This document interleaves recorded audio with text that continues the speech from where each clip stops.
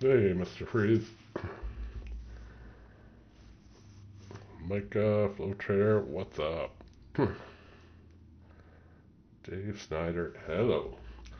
Just testing this out, guys. I seriously spent my afternoon putting together what you're looking at. Now, it's the evening, so it's not very exciting. I'm not actually doing any trading right now. I just want to see if this actually worked. Tiny Undead, good to see you.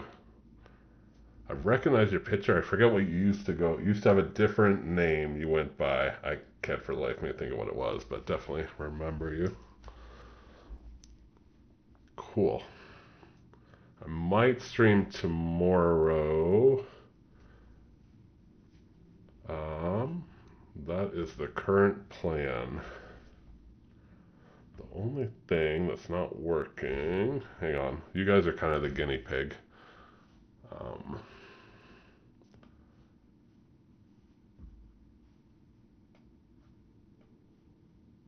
Sorry, I'm just trying to like check something out here and see if I can. It's been a long time since I fired up the old streaming software, so I'm testing out all of this. Like I said, hang on.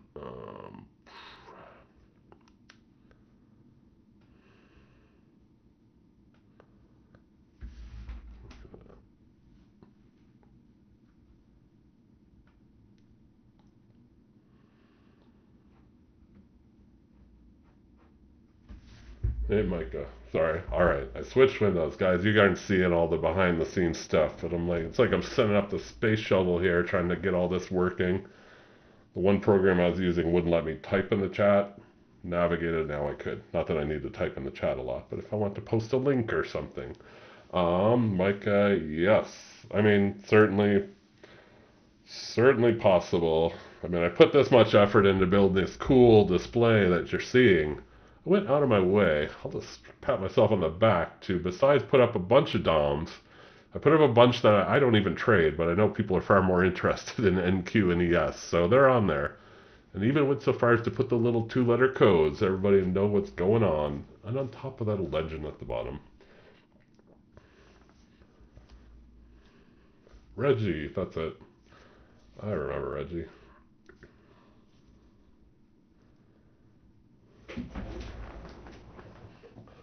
I mean, I hate to say it, but test seems successful. I don't know that I have much more to test. Anyone have any questions or anything cool to talk about? Anyone make a bunch of money today or anything? My plan is, yeah, maybe stream tomorrow, and I have zero idea of what, if I would, how often, how regularly, but I do know for the month of December I'm going to be visiting family and sitting around a lot with not much to do. So I think that was the inspiration for this. I'm kind of creating my own project to do. Only thing I notice, I'm just looking at the screens. I feel like the stream is like a good 5 seconds behind what I'm actually seeing on the charts. That I'm gonna look into, just because, I mean, it's not the end of the world, but it'd be nice if it was like real time. Well, I can figure that out later. I might have a delay set or something, I don't know.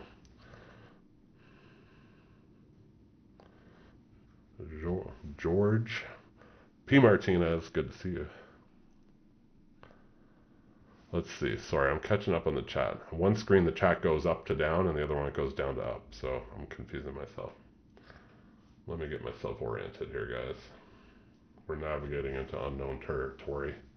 Blah, blah. MJ, futures trader, good to see you, and good to know. It's looking good. I'm sure. Come on, man. Look at this from the phone. Geez, I can barely see the numbers on the screen. I need to get some glasses. The move from Vancouver to Montreal was fantastic. That was, believe it or not, over 2 years ago. That was 2021, August. But all went fantastic. I'm well settled in. I love living here in Montreal. Winter sucks, but that's why I go travel a bunch of other places. But no, Montreal's pretty cool. Mr. Freeze never traded futures. What do you trade then? Of course, I can make the case and say they're awesome and everyone should trade them, but I mean, at the same time, I think everybody should do what they like. Okay, if there's always, yeah, if there's going to be a delay, there's a delay. Then I'm not going to spend too much time trying to fix it then. And it's not too bad. I'm watching like what's showing on YouTube and what's actually showing on my screen, and there's like definitely like a little bit of a pause by a good 5 seconds, but so be it. Cool. Thanks, Irvin. Yeah. Oh well, man, you've got a lot of catching up to do. That was over 2 years ago. What can I tell you? I don't know. Montreal's fantastic though.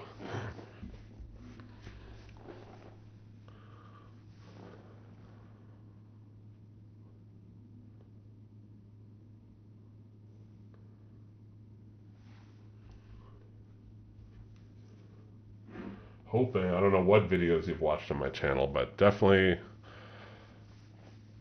um, hoping to make some more like content.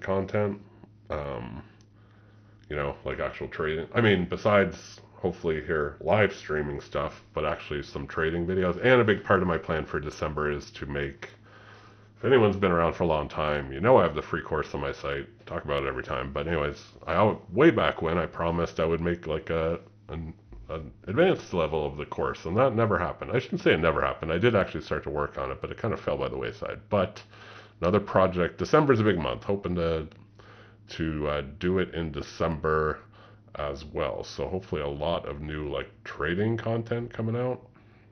It definitely takes some work. I mean, geez, just recording the videos, editing the videos, putting in the commentary, all that stuff. That's where the work comes in. Darian Arnold, what's up, G? It's me. It is.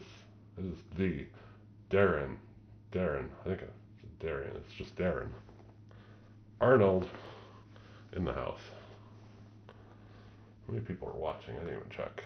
17 of you wild kids. Do you recommend any professional accountants that deal with day traders?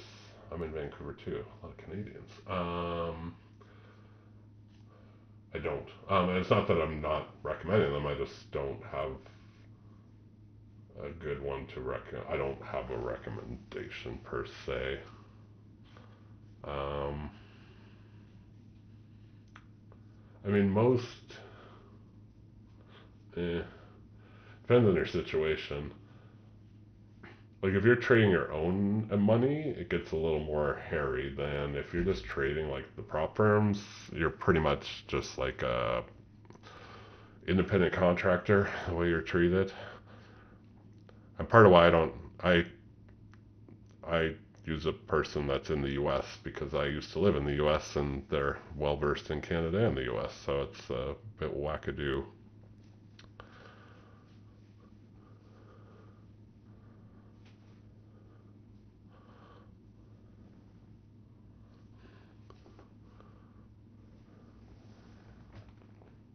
What's the hot new products that everyone's trading? I was reaching here, guys, because I'm pretty much only gonna. I've got my mouse on the wrong screen. I only trade UB, and I usually look at these two. Everything else is just eye candy. It's for everybody else to look at while I'm. And is my mouse even showing? It's not. Okay, I'll figure that out. See, this is part of the test, guys. This is what I want to test. You guys can't see my mouse, so as best I can tell now. All the other stuff is eye candy for everybody else, like NQCL, blah, blah, blah. I threw on corn here, mainly to fill up some space. Now, the corn market's not even open, that's why it's empty. Any other hot products I should chuck in? I thought, oh, there's my mouse. Oh, it's that delay. That's why it took forever. Got it. Okay. So there is a solid delay if it took that long to show up. Like 10 seconds or more. Anyways. What products? I'd be willing to replace corn with something a little more exciting. Even 6C, the Canadian exchange rate. I mean, I could easily replace that. Maybe gold. I don't know what else. I don't even know if anyone cares. It's not like anybody's watching my screen to get intel to go make their own trades. So it's more for fun.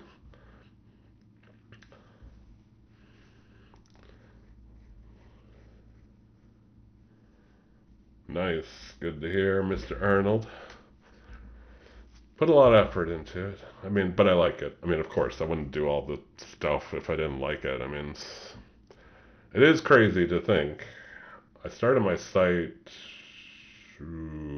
early 2001. No, not that early. 2021. I started my site. So we're coming up on 3 years. It was literally like, I think, February 2021. So we're coming up on 3 years. Even the YouTube, I mean, the YouTube channel, the whole reason it started is because I was having a hard time finding like any futures trading stuff, so I just started recording my own trading. Like that's literally like the first few videos. I think they're still up there. They should be. Was me trading like a Top Step account like way back when. So, and actually, I take the YouTube channel I started in. I think it was November, December 2020. So like that is literally 3 years old. I should have a 3 year. I'm gonna look. Hang on a sec. Now I'm curious. You guys got me curious. Let me look and see when my very first video was. Must be a way. Here we go. Guys, December 16th, 2020, my very first video. I was trading 1UP, who I no longer like, um, for various reasons. One, I think there's way better options. Um, but anyways, December 16th, 2020 was and December 17th was a Top Step video. Let's focus on the Top Step. But anyways, so mid-December, well, that's pretty cool. I should, man, now I feel like I have a new project. I need to come up with some like 3 year anniversary celebration stream or giveaway or something. God knows what. That's pretty cool. I'm looking back at my old videos. It's insane.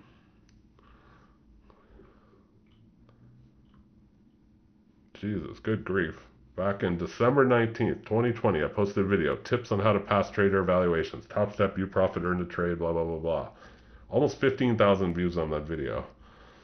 Good grief. Definitely a popular one. Anywho, let's get back to... I don't have a different playbook for evening trading because I don't evening trade. I like never evening trade. This is simply a test. I know it's like, believe me, I couldn't tell you the last time I traded in the evening. Like I'd really just, I mean, I know most people love trading. They want to trade. They trade as much as they can. Me, I like go in for the kill in the morning and that's it. Like literally like 8 a.m. ish to like noonish, sometimes even 11 a.m. ish. And that's it. And part of the reason is I trade just the Ultra Bond and you can see how active it is like in the evening. Like there's almost nothing here. Like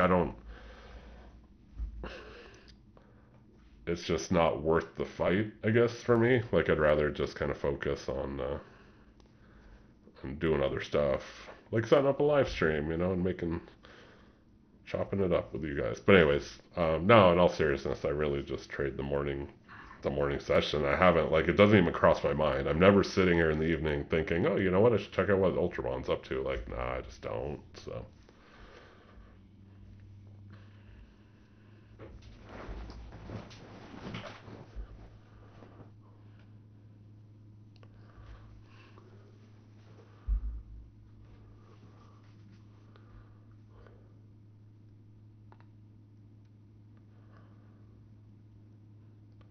Kind of testing a little something here. Sorry guys, I know it's not that entertaining.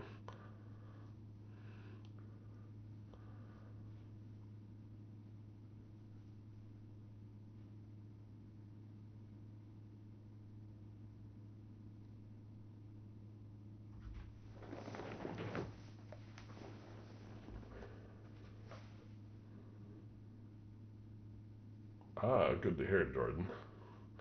I like that. I mean, I give all my credit to the great John Grady. If you haven't checked out John Grady and you're into depth of market stuff like this, definitely check out John Grady. Like he's pretty much where I learned most of my stuff from. Um, but he doesn't post, like, his videos are older, that's for sure. And he mainly trades the 5 and 10 year, I want to say. Definitely not the Ultra Bond. But anyway, he trades the Treasuries and he uses depth of market. So that's where I learned a lot of it. So really all I did was take his stuff and kind of like tweak it to fit me because the Ultra Bond kind of moves faster in the morning.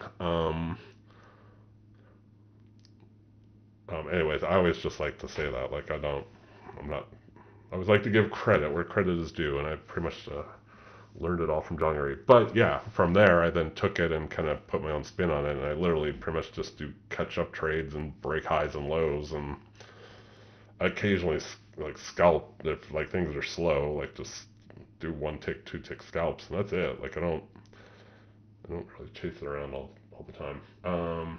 Oh, okay, cool. Okay, good. Well, you're familiar with John then. I see him post on Twitter. I honestly am not a Twitter guy. Like, I occasionally, it's just the other day I happened to log in to my CFD account and like look, and John Grady posts right there. Like he had just posted, so it was there. So, I see that he's posting, but I don't think now I'm curious. You got me curious on this too.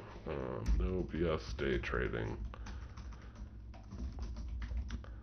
If you haven't, if you love John Grady and you like me in any form, look back to, oh, was it last? It wasn't this past summer, but it was the summer before. I want to say it was like August. I did an interview with John. He was really cool. Like, I was like I was starstruck. Like, I wouldn't, like, there's no celebrity on earth that I would be like starstruck. Like, there's nobody that I'm like really into, but I emailed John Grady on just a flyer. I was like, hey, I've got a YouTube channel. Would you be interested in an interview? And he wrote me back. I was like, oh, wow, holy crap. Like that was starstruck for me. It was getting to interview John Grady. So I was really cool. He was just a super nice guy. Like, even after we did the interview, like he was like, oh, hey, like, he was just like talking, like he's my best friend. Like, he's just talking to me and asking about Canada and whatever else. And it was really cool. He's a cool guy. I'm on his site. I'm curious because I know he does the live things, and like last I knew, he only does them like every quarter or something. Okay, yeah, he has it right on his site. Next one will be, okay, so he just did one in October, and the next one will be early 2024. Okay, so he's still doing the live things, and then he has his courses. All right, cool.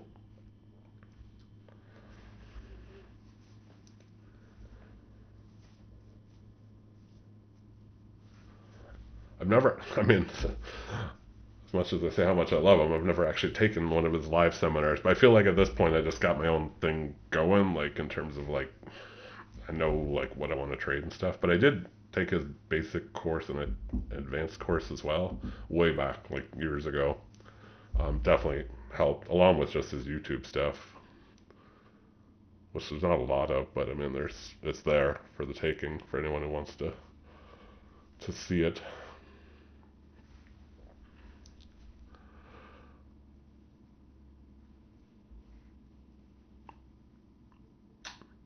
Oh wow, there's actually, I just realized I was trying to count like the difference in time. There's actually like a clock, like right on the screen that I could look at and see what the stream shows. It's like minutes behind. Like, I don't like that.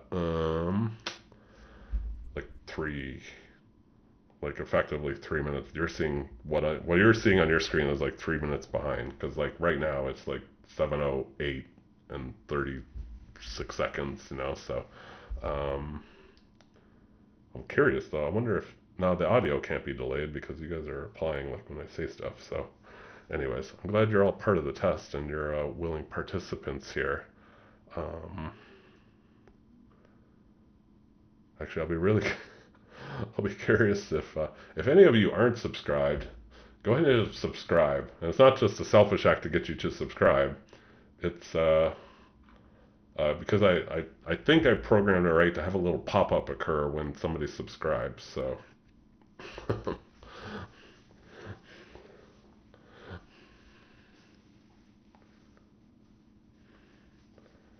I think everybody's just they're sitting back, they're enjoying a silky voice. There's really not much to talk about as far as these markets. I mean, I guess if you like Ultra Bond. I'm just sitting here tooling around, figuring out.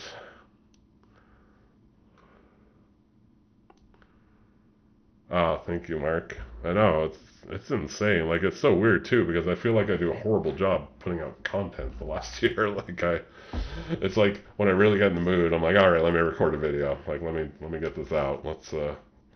Let's do a trading video or one of my I love making a PowerPoint. I love a good PowerPoint presentation. I gotta admit, they're probably the most boring videos on earth, but I think they're useful. They're good for like the educational stuff, you know? Like I did one just last month on something. I remember it well as I look. I remember consistency rules. There you go. Love a good PowerPoint. Do I trade my own account? I do. So I trade both. Like I trade my own account and I trade several like funded accounts. I have to admit I trade my own account more lately. There's something very satisfying about trading your own money and it's like it's just there and available. Not that like I mean depending on the company they have different withdrawal rules, but there's just still something about it like I don't know. I don't know how to describe it, but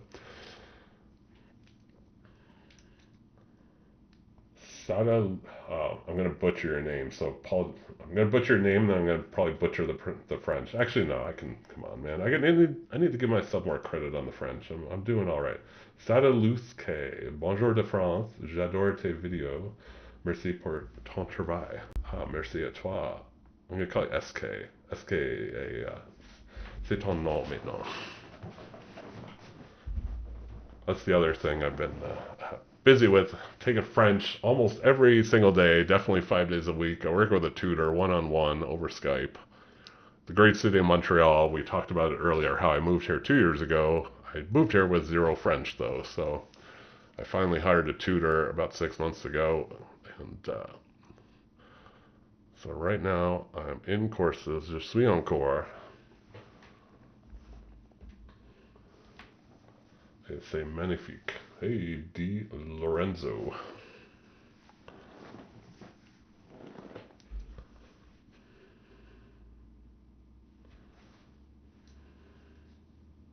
Well, good. I'm glad I'm entertaining. I like to think honestly, sometimes it's fun to like just do something personality-wise. I like to not take it too serious. Trading and just life in general. Now, not to be careless or anything like that, but you know what I mean. Just have fun with it. There's not worth getting stressed out over. Hello from Portugal, long ways away. Thanks for the videos. Hello, Pedro. Portugal, a city, or no, I take that back, not a city, of course, a country that I very much have on my list to visit. I don't know that it will be this next year. I kind of have my travel plans for, I'm by this year, I mean next year, 2024. I already kind of my travel plans mapped out for the year, more or less. Portugal definitely on the list. Et pour SK, j'espère de créer des vidéos en français un peu plus. C'est bon pour moi, c'est pratique pour moi, et aussi c'est les vidéos en français pour lui. Mais on verra. Mr. Freeze, I know.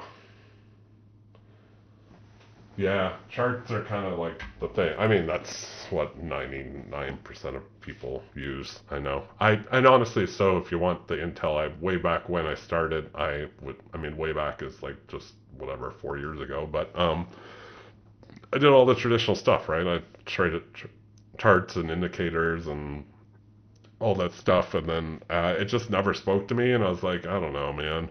And then I came across depth of market stuff, John Grady, a few others, Gary Norton, Fat Cat. These are all people on YouTube, and there's really only a handful. And then it just like clicked like immediately. I was like, oh no, this like speaks to me. This is just so much better. Like, well, it's not better. It's better for me. That's what I like to say. I don't like when people are like, this is the way to trade, and this is the only way to trade, and blah blah blah. Like, no, I mean whatever works for you.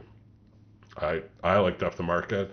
I mean I mean, it's good for trading, but for videos and stuff like this, since most people don't like use this stuff, like to them this just is like they either have no idea what's going on or they have an idea but they don't have any interest. They're like, okay, like what the hell, like CFT, can't you like throw a chart up here for God's sake? Do I have any kids? No. I'm, I'm passionate. If I'm passionate about trading, I'm also passionate about. I just don't like children. Yeah, I like freedom. I like to travel. I don't like kids. I like money. So yeah, no. I never had the kid bug. Like I have no like interest in kids.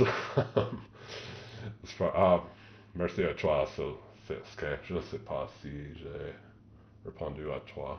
Mais oui. Ah, Pedro did John Grady also. Nice. Hey, a lot of John Grady fans. Man, we need that'll be next level. We get John Grady in here. That's what I need to do. That's you know what my New Year's resolution is. I'm gonna buddy up to John Grady. Take the next step. I already interviewed him, but that was last year. Maybe I can buddy up, become his friend. He's a cool guy. He likes to ski. Passionate about travel. That's we talked about all kinds of stuff. He likes to travel. He likes to ski. He was in Colorado, I think, or he's going there, or something like that. I don't quote me on that. I could be way off, but from what I remember. But there's a goal. Try to get try to get John Grady on here. Something tells me he's not a sit around the computer all evening type of guy, but we'll see. Puerto Vallarta or not? Portugal. Sorry, Pedro. You said Porto, and my mind immediately goes to Puerto Vallarta, which is in Mexico. I was just there. I'm going back in March, so you mean Portugal? Yes, I do need to go to Portugal. And believe me, it's on the plan. I mean, Spain, Italy, Portugal. I mean, are all on the list. France as well. I mean, I've been to France, but revisit France. It's a big world. There's a lot of places to travel. But yeah, I've heard nothing but good things about Portugal. Portugal's one of those countries, like, I feel like growing up, or like even 10 years ago, just wasn't there's a country, living in North America, there's a country called Portugal, and I speak for myself, maybe I'm just ignorant. There's a country called Portugal, it's somewhere over there, but that's about all you know. But now I feel like it's not like the hot spot, but maybe like I feel like a lot more people are like, oh, you got to go to Portugal, like it's amazing, like it was undiscovered, now people know about it. But that's just me and maybe my circle. Let's see. Do you still see ZBE? Sorry, there's like a stupid little icon over the end part of everybody's sentence, so I can't like read them. Do you still see ZB as something to watch when trading? Useful. That's it. I'm gonna say yes, but I say that, but I don't have it on my screen. So I used to do ZN, ZB, so 10 years, 30 years, and Ultra Bond, which is also technically a 30 year, but a different 30 year. Anyways, but I found myself like, so my display is like minutes behind what you guys are seeing, so I was gonna move my mouse around stuff, but it'll be way delayed. I used to have like ZN on the left, ZB in the middle, and UB in the right. But I found myself just looking at UB on the right and ZN on the left, and I was like just kind of glazing over ZB, so that's why I eventually just ditched it. And honestly, I didn't find like ZB was telling me much more different than ZN was, so that's kind of why I just went with this setup, this being the top, well, I have them labeled UB and ZN, so, but that to say, like, honestly, and I haven't taken a good look at ZB in a while, but I would imagine it's still just as useful as ever. I just tried to simplify. I was all about like simplifying. The less, the better. As you look at a screen with like 20 million DOMs on it. But again, those are more for entertainment value. For everybody else, I'm really just looking at the top right.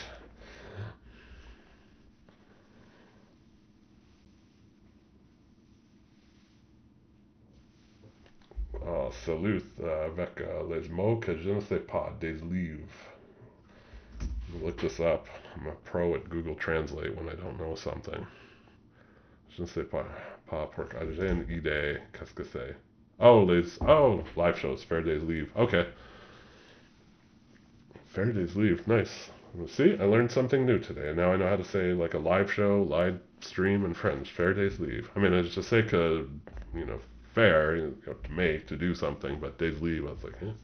I guess I should have known since I mean, it's not like days leave is that far off from live. But guys, it's late at night. I've been working all day. I've been sitting in front of this computer since this morning. So, oh, you've got inconvertible truth. Inconvertible truth. That's an interesting name.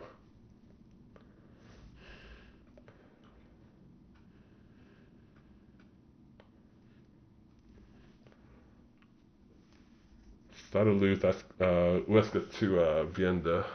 Je suis curieux.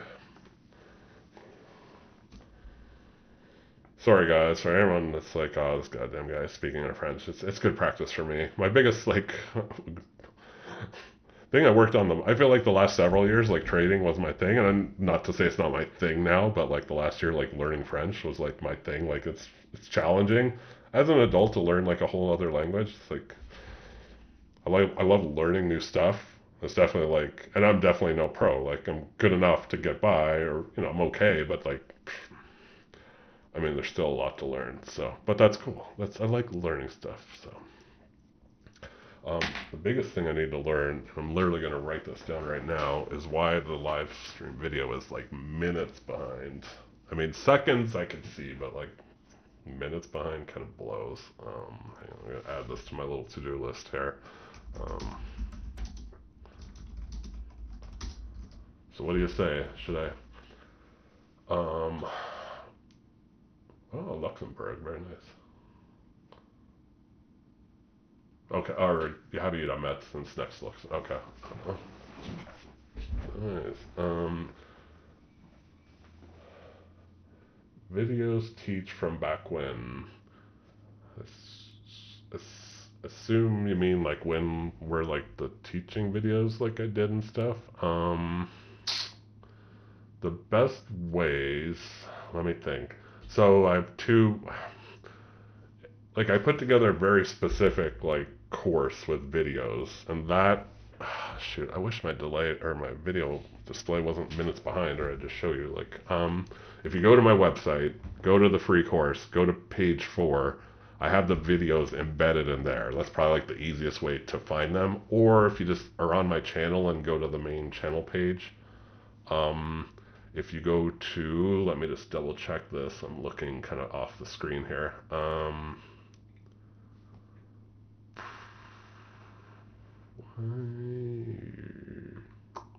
okay, there is. I'm gonna say I have a playlist, but let me make sure I do before I say that.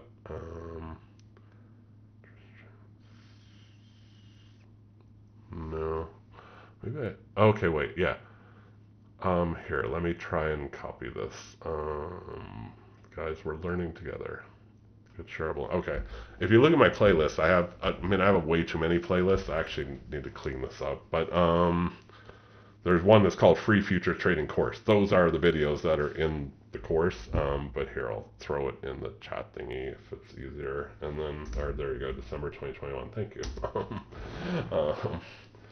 Do I ever trade NQ? I don't. Not my thing. The treasuries are kind of the opposite of NQ. Slow and paced and deep book. NQ, you know, thinner, fast paced, for you kids. Okay, you found that. Okay, inconvertible. Am I saying that? It's not inconvertible. It's Good grief, I am tired. Incontrovertible truth. Found the playlist, and I'm just going to call you. Everybody, I'm just going to abbreviate. You're now IT. And then, so I don't trade NQ. Let me look back. Okay, you get the deal. Besides the free course, over the last few years, every once in a while, like I'll just throw up like a video, like, hey, I traded today. Here, watch my trades. And some of them, I don't even remember, honestly. I haven't done one in a little while. Like, it would be this year, but it's probably been months. Some of them are like short and edited. I feel like those are the older ones. Some of the newer ones were like I'd just record for whatever, an hour, and just be like, all right, let's sit here. But there might literally only be like 1 or 2 trades in the video. The rest is just me talking like this. But I always timestamp if there's an actual trade in the video. There's always at least one trade. Like if there was no trades, I just wouldn't bother to put up the video. I'm not gonna like torment everyone like that. But if there's whatever the trades happen in those videos, look at the description and there's timestamps for the trades. But all that said, the actual like probably the best of it is that playlist and just the and that's what I hope to. I mean, I don't know how long I've been here for, but in December, like this December coming up, I plan on like not redoing those, but kind of adding on to them, creating new ones, maybe like update on stuff that's already there, and see if I can elaborate on it as well, um, kind of thing.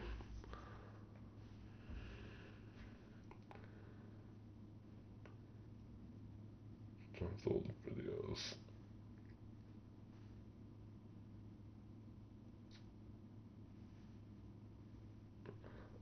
Does UB today move the same way? Hmm.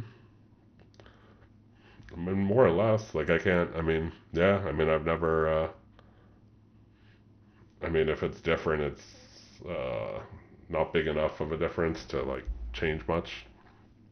So no, I would say anything like from years ago, even like related to treasuries, is still pretty applicable.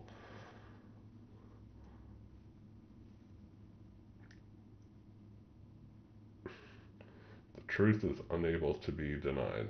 Incontrovertible truth. Nice. Those big words, man. Those big words.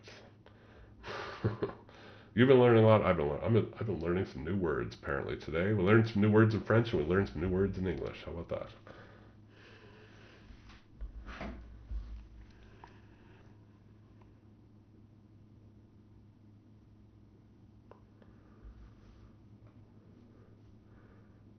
Um,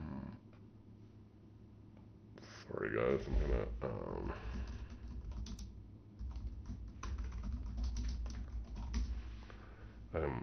googling away the great equalizer. Okay, hang on. I'm gonna give something a whirl here. We're gonna, if it'll let me change it on the fly. I don't know if it's something I have to set before the stream. I'm gonna try to speed this thing up.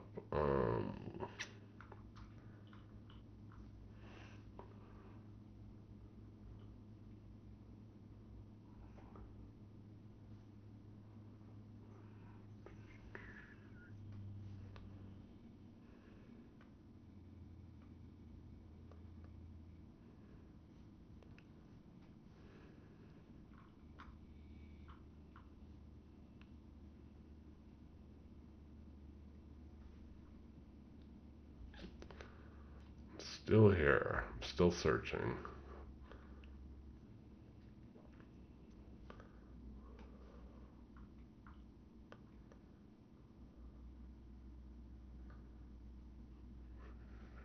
Alright, I think what I want to try and change, I can't change while it's live, so we'll have to give this a go um, tomorrow.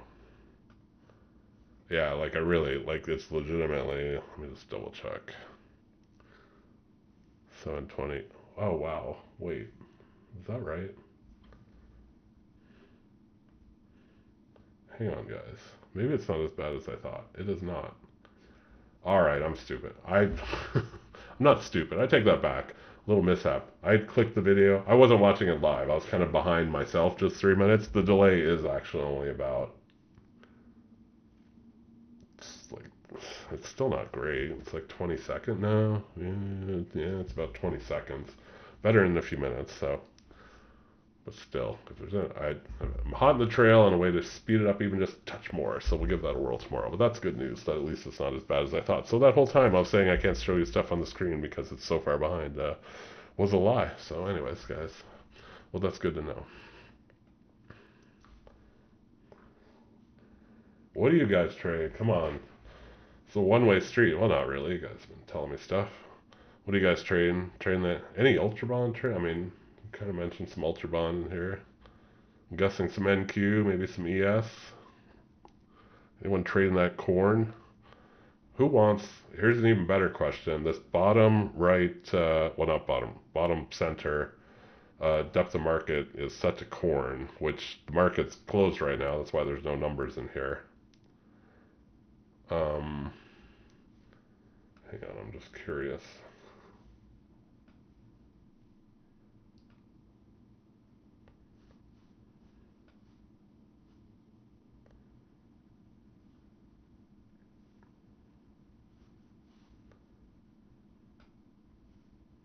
Anyways, bottom right here is set to corn.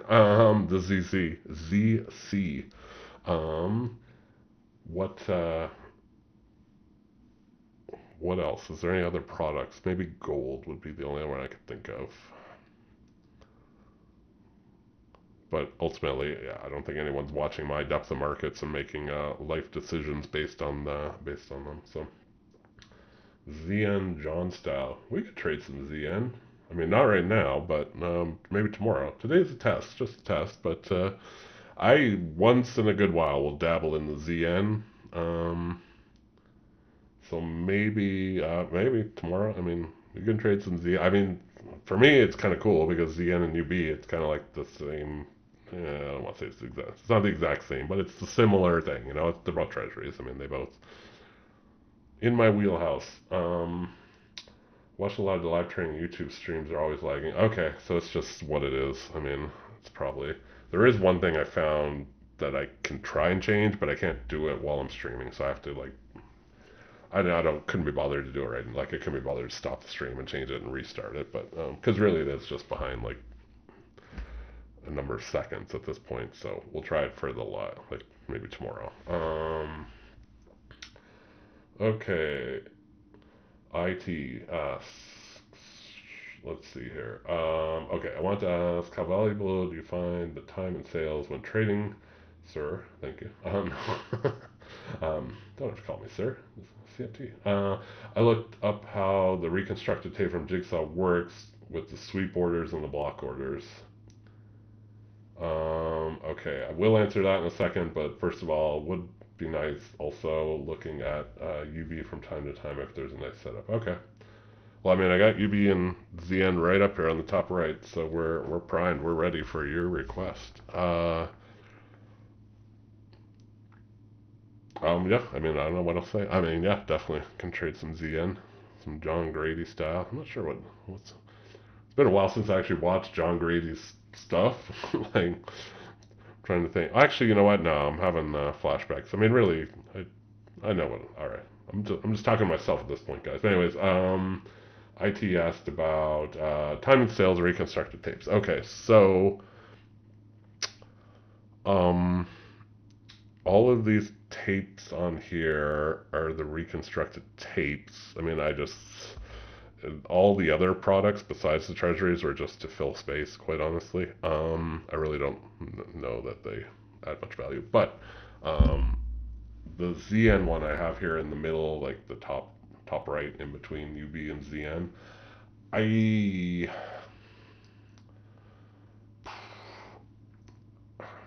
I could trade without it. Let's put it that way. So it's definitely not life and death. It's like a nice visual cue, and that's why I have it set to ZN. Like if I'm not actually like, say my eyeballs are focused on UB, and something's happening on ZN, but I'm not really looking over there. But I see a flurry of blue or a flurry of red or whatever on the reconstructed tape. That kind of grabs my attention, and that's the whole reason I have that kind of there. And I've mentioned videos on it's I have mine set. It's filtered to.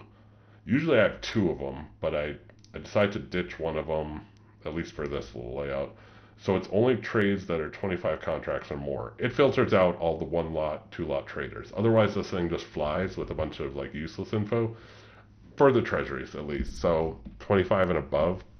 Um, as far as useful, like I mean, like I said, I mean I could do without it. For me, it's more of like a visual cue, and it looks cool. But that's about it. I would, yeah, honestly, if I just had two DOMs, ZN and UB, I'd be happy with that too.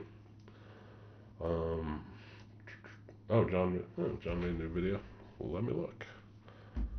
Hang on a sec. That's weird. I'm subscribed, but I mean, could easily miss it, obviously. Sorry, I'm looking like off the screen. I have two monitors. Very exciting. Um, okay, like a month. Oh shoot! I Order flow basics 2. The influence here. I'm gonna not to send everybody away, but I'm gonna hang on. Let me grab the link. If anybody wants it, I'll have to watch this. 30 minutes, or give or take. That's cool. He doesn't have the custom colors like me. I'll hold that against him. But aside from that, very cool guy. There's John Grady's newest video about order flow. I already forgot the name of it. Order flow basics 2. The influence of size and spoofing. Ah, that'll be interesting. It does look like the Matrix. I agree. It looks cool. If anything, it just looks cool, and it's fun to confuse people. Like, hey, it's easy. You just look at all the numbers, and they go up and down, and you just buy and sell, and it's all good, right? That's it.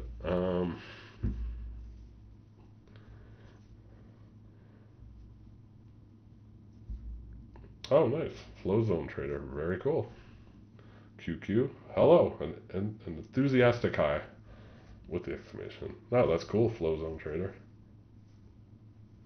Yeah, it's great. It's kind of like, I don't know. I mean, I don't know what your experience has been, but it's like once it kind of clicks, like you get, like once you kind of get dialed in and it starts to work, you get in the flow, you might say. Yeah, if like you can pass one, you can pass them all. I mean, not that simple, but you know what I mean.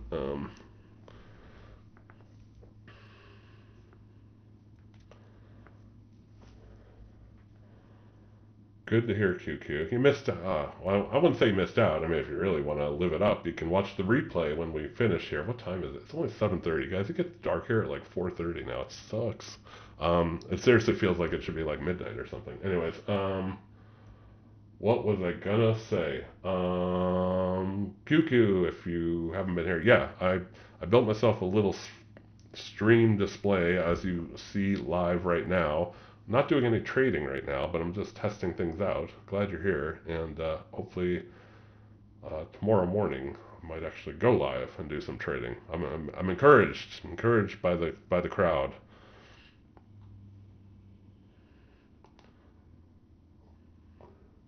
All right, let's give this a whirl. Si cela peut vous aider à vous sentir mieux, je suis un Canadien d'une carte quarantaine d'années originaire de l'Ontario et j'essaie également d'apprendre le français.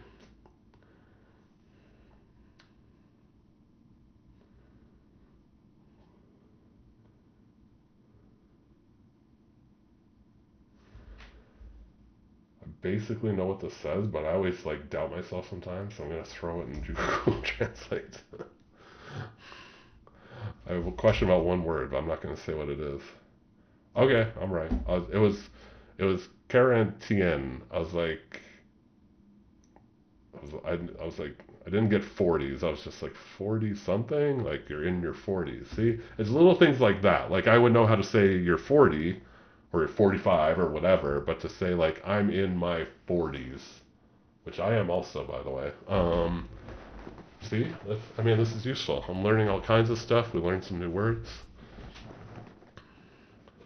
Well, good to hear. We're in the same boat then because I'm in my 40s and learning French. I've been at it for since March, so whatever. It's probably more than 6, right? Right, March. Well, I've started April, May, June, July, August, September.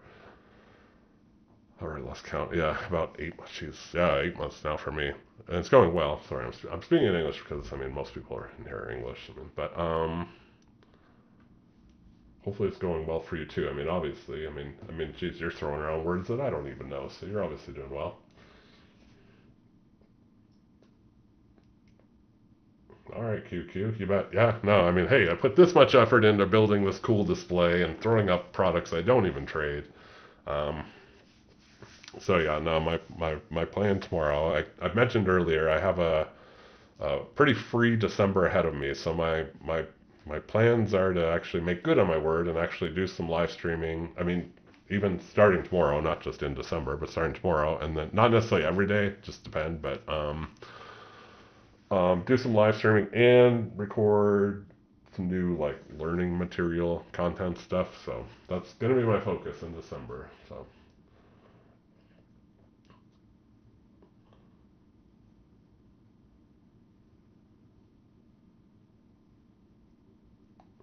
all right, so let's see. I'll come back to Brent. Only because chop it up about French, but IT. Um, well, that's good. I'm glad. I mean, yeah. I mean, I started futures trading like whatever 4 years ago, 4.5, somewhere around there. Anyways, the COVID days. And yeah, I mean, I don't know if you're specifically talking about just future trading in general or like the trader evaluation stuff, but I mean, yeah, I mean, I beat my head against the wall, not literally, but for over a year until I would pass, I would get glimmers of hope, do well, maybe even pass, and then blow a live account, and then back to square one. So frustrating. I just thinking about it, I remember what it used to be like. It sucked. Um, but yeah, once you just kind of hone in and I don't know. I always used to just like even if I blew an evaluation or a live account, I would be like, okay, like take a step back, like what caused it? Like what am I doing? Or what do I keep doing? Like that was the problem too. I just kept doing the same like stupid stuff over and over. I'd be like, okay, I can keep doing the same stupid stuff, or I could actually like force myself to change. It's weird to change because it feels uncomfortable. Anything in life, change feels uncomfortable, right? Learning French, for example, feels uncomfortable at first. But anyways, yeah, changing like your trading habits like feels uncomfortable. But all that to be said, yeah, work on it and fix one thing at a time, and it eventually came together and only got better. Like that's kind of the cool thing.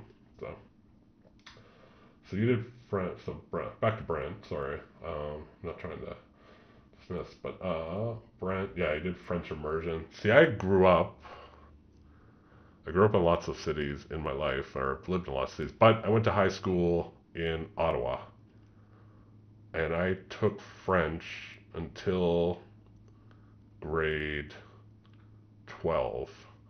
And fun fact, in Ontario, in the past, this is for everybody else in the world, they used to have grade 13, or the 13th grade. In Canada, we say grade, whatever, grade 12, grade 13. We don't use like sophomore and junior. I still get thrown when people are like, oh, I'm in my sophomore year. I'm like, I have no idea. Is that the third or fourth or second? Like, I know it's not junior. Junior's the first, right? No, freshman's the first. Jesus, see, I don't even know. Like, I legitimately, I never, all my years living in the U.S., I never put together freshman, junior, senior, sophomore. Maybe that's the right order. Anyways, I went to grade 13. I was in French until grade 12. But I mean, that's when I was a teenager, so I lost it all. And it's not, I feel like I was talking with my French teacher. I was like, well, I learned French in high school, but I honest to God don't remember any of I don't, it's not only that I don't remember any of it, like I don't, like I remember being in French class, but I don't remember learning anything really that useful. It was more like written, I felt like verb rules and stuff. It wasn't necessarily a conversational French. So anyways, yeah, there you go. Brookfield High. I don't know where in Ontario you live, but I used to go to Brookfield.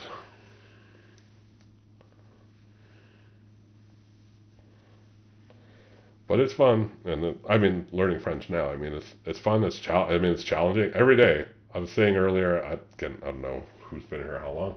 I work with a tutor like 5 days a week, and like a lot of it is just a whirl. Like we just talk. He asks me about different stuff. You know, me trying to explain futures trading in French to somebody who doesn't even understand futures trading is a real challenge, but we get through it. But every day we talk about stuff, and like I can, speak away in French like pretty good, blah blah blah. I did this, I did that. I went to the coffee shop, whatever. I made a video, whatever. But then I'll get on a topic that's like a little bit like out of range, and it's like I start stumbling on words that I don't know, like just like can't even remember what, but just various topics. But it's good because then he tells me and corrects me or helps me, like, okay, well, this is that word and blah blah blah. So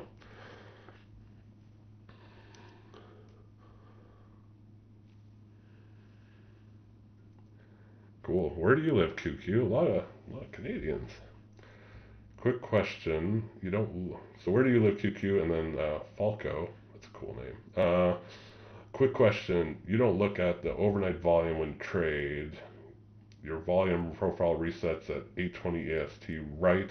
That is right, and I'm having flashbacks. If you sent me an email or you comment on a video and you ask this question, I'm sorry I didn't reply. I did see it, but I'm not always the best. Sometimes I like glance at my emails and then I'm do other stuff and I forget to look at them, or I look at the comments, same thing. Like I see them and then I move on and then I forget to actually reply. Yes, I have mine set to reset at 8, like when the market's open. So for any given depth of market, when that market, the U.S. session opens, I should say, um, it resets. And I mean, it's just personal preference. I mean, I guess, I've always had it that way, and it's just kind of what I'm used to. Like, I don't even think about it anymore. But you can set it to keep the overnight volume. But to answer your question, nah, I don't look at the overnight volume. I'm not a big like, um, and I'm not saying it's bad or it's like, but I don't look at like, what am I trying to say? Like the volume and like, oh, the price action all happened at this price or that price and blah, blah, blah. Like somewhat, but just within the US session. Like, and honestly, I'm more just focused on like what's happening like now kind of thing. And again, I'm not saying like other ways are bad. I'm just saying that's what I do. So,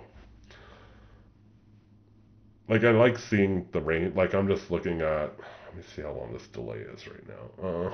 27. It's about 20-second delay between what you're seeing and what I'm seeing. So, anyways, on Ultra Bond, I mean, nothing's really happening right now. But in general, you can look at this.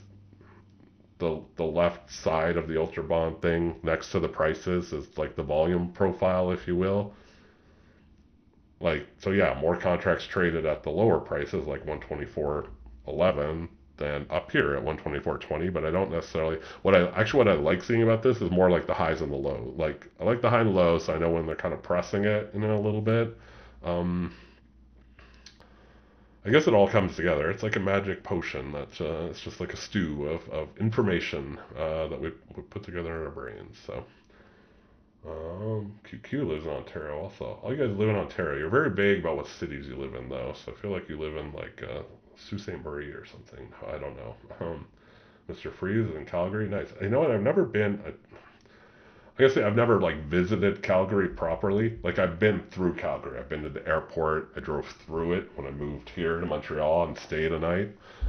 But never actually like been to Calgary and explored it.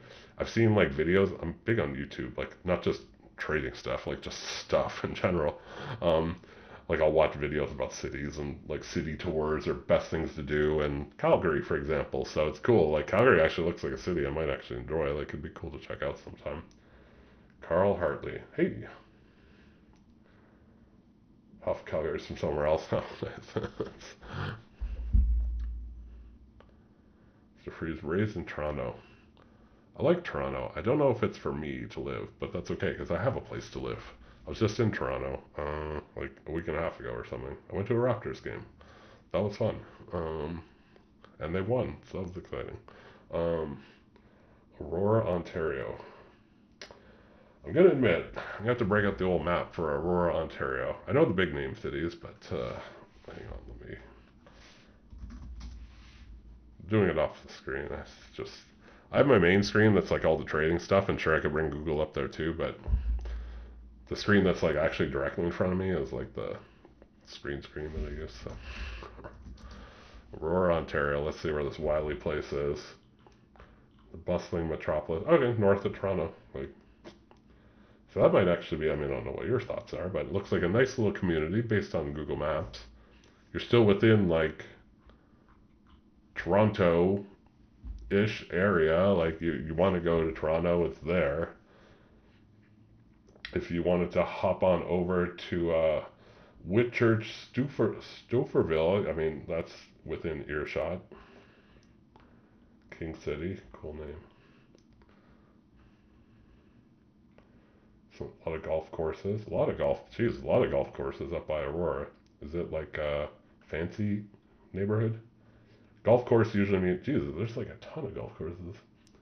You got Lebovic, Bloomington Downs, Beacon Hall, Westview Golf, Magna Golf Club, Shepherd. Oh, that looks like it's a hiking trail. Anyways, enough about my geography lesson for the day.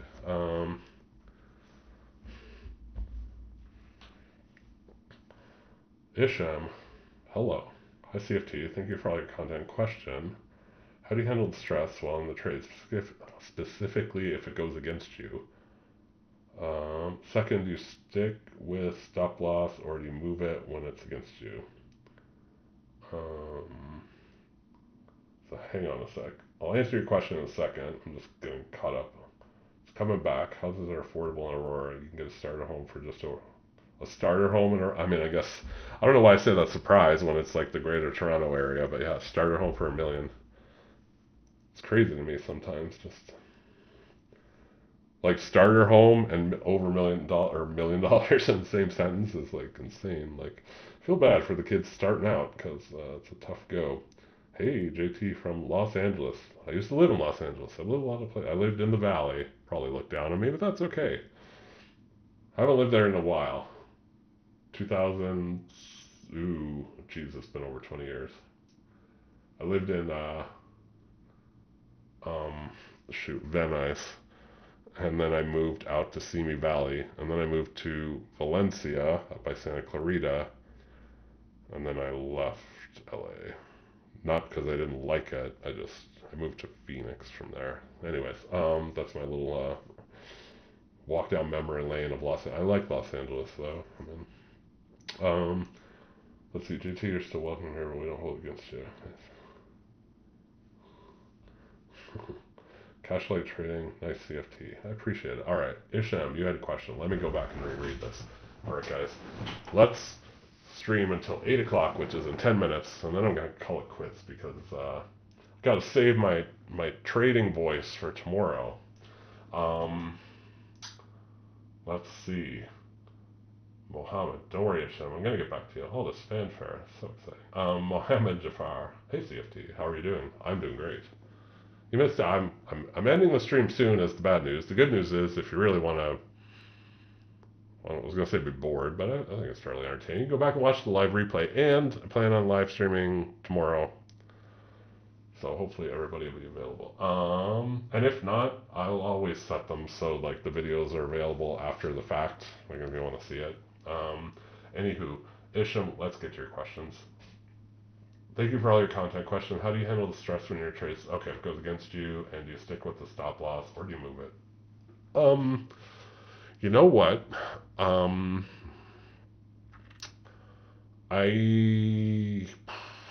trying to think of a way to say this. It doesn't sound like jackassy, and not against to you. It's just like I really don't get too stressed out anymore when trades go against me. So I do sometimes use stop losses. I'm not always the greatest at it. When I use them, they're usually pretty tight within a few ticks, like let's say 3. But I mean, you can probably easily go find videos of mine where it's not 3, it's 5, or it's just not there. Over time, like I track my stats, and I'm pretty consistent over time. Like month after month, get like a 62% win rate. And what I try to do is keep the average winner up like around like 3 ticks, which I know doesn't sound like a lot for other products, but for Ultra Bond, is decent. Say 3. And the stop and the loss, like the average loss. So like over time, over 100 trades, you're winning 2/3 of them, and you're averaging like 3 ticks winner or 2 ticks loser. So when a trade goes against me, it's just kind of like like it's like 1 out of 3 is just gonna be bad. Like it's just like you just get used to it, honestly. I never let it get too out of control. In the past, and that's I mentioned earlier, like I used to have bad habits, like the first year and stuff. That was like one of them was no stop loss, and if it went against me, I would just like let it go against me and go against me further and go against me further, and every time it went against me, it'd just be like, okay, now it has to turn around, right? And eventually it has to turn around. And sometimes it just didn't. Sometimes it did, but sometimes it didn't, and it would just go against you. And it gets to the point where it's like you either blow your account or you just dug yourself a hole that's like ridiculous, when you could have just got out with a 2-tick lose or loss. So yeah, I've gotten pretty good at like just cut like it's I mean kind of robotic in a way, just like nah, like just eat the loss and try to like I wouldn't even say try to make it up. It's not like I'm on the warpath then to like make up my losses. It's just like, all right, that was one of the three, like 1 in 3 losing trades. Like hopefully the next one's a winner, but it's like maybe the next one will be a loser, and that's okay too, because I know over time it all is kind of working out. So um, that's it. But if like that's like where I'm kind of at. If I had any advice, I would definitely use the stop loss, and I wouldn't like tinker with. Like I would just eat like if your stop loss is whether it's 2 ticks in ultra bond or 2 ticks is tough because like it can move a tick against you like quickly, and then you're like, oh shoot, like one more and I'm out. So 3 ticks, like is okay. Instead of 3 tick stop loss, I mean monkey with it. I mean whatever makes sense. That's too where I like trading somewhat like the ZB or ZN because they really move slow. So you really have time to like kind of like, all right, react. Like, something, you take a trade, something happens, let's say for the worse. I mean, if it's for the good, like all is gravy. But if it's for the bad, you have time like, all right, do I want to cut bait or do I want to like hang on and see if it goes down one more tick? Like you've got a bit more reaction time there. So that is one big benefit to like ZN for sure. Um, So, anyways, I hope that answered your question. But my general advice would be like set a stop loss and don't screw with it. And just try to get your stats in order, like average winner, average loser, and your win rate. Those are like seriously like the three things I look at on the stats side. And yeah. Anywho, let me pop back to this chat, and then we're gonna end this soon. I'm having to get straight to the meat. That's right. Hey, I mean, it's how do I pay my taxes? I pay them in donuts. We live in Canada. Donuts are the international currency. No. I'm not sure what you mean. I mean, I just pay them. I just do them. um, have them done. Pay write checks. Well, even write checks. We don't really write checks these days, but you pay online these days for your taxes. I mean, honestly, a lot of it. I mean, I have the benefit too. In my prior life, before being in the world of futures trading, I'm going to say an accountant, but I wasn't like a tax accountant. I was more like chief financial officer level, like working for corporations. But that said, I have enough tax knowledge and stuff to like taxes don't overwhelm me. I'm not like, oh no, numbers, like some people hate taxes. Like, oh my God, like no, like for me it's like, all right, I get it. Anyways, well, oh, you're in Montreal. Hope to meet me in person one day. Well, catch me if you can. If you haven't noticed, I'm very elusive. Stay anonymous, but you never know. Beginning of CFTV. That's right. I'm giving Top Step a run for their money. That's right. I'm gonna have on guests. I'm gonna have on trades by Matt. I'm gonna woo them over, and we're gonna sit here all day and trade. That would be a tough ask. Let's start with. Let's see if I can keep the train moving and live stream at least a few days in a row. CFT TV. All right. How long do my trades go for? Not super long.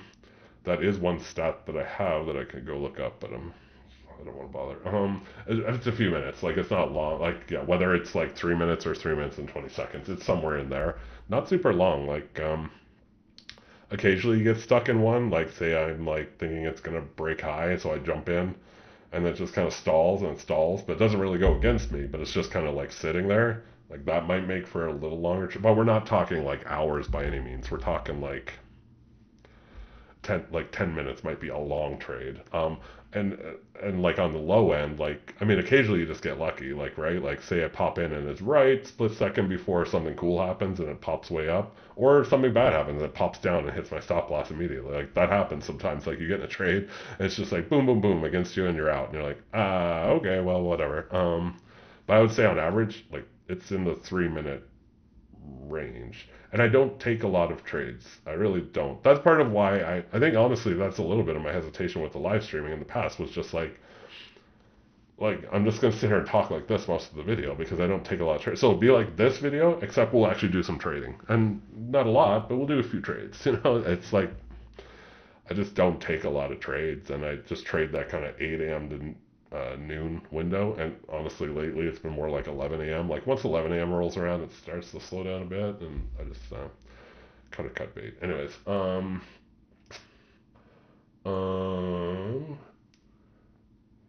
great advice. That's how the pros do it. I like that. I agree. I don't know. It's my opinion.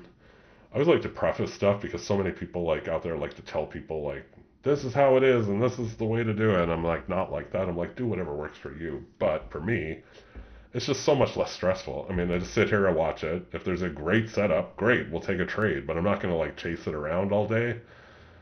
And that's kind of it. I mean, that's the punchline. Do you pay taxes or wait? Do you pay tax as income or gains?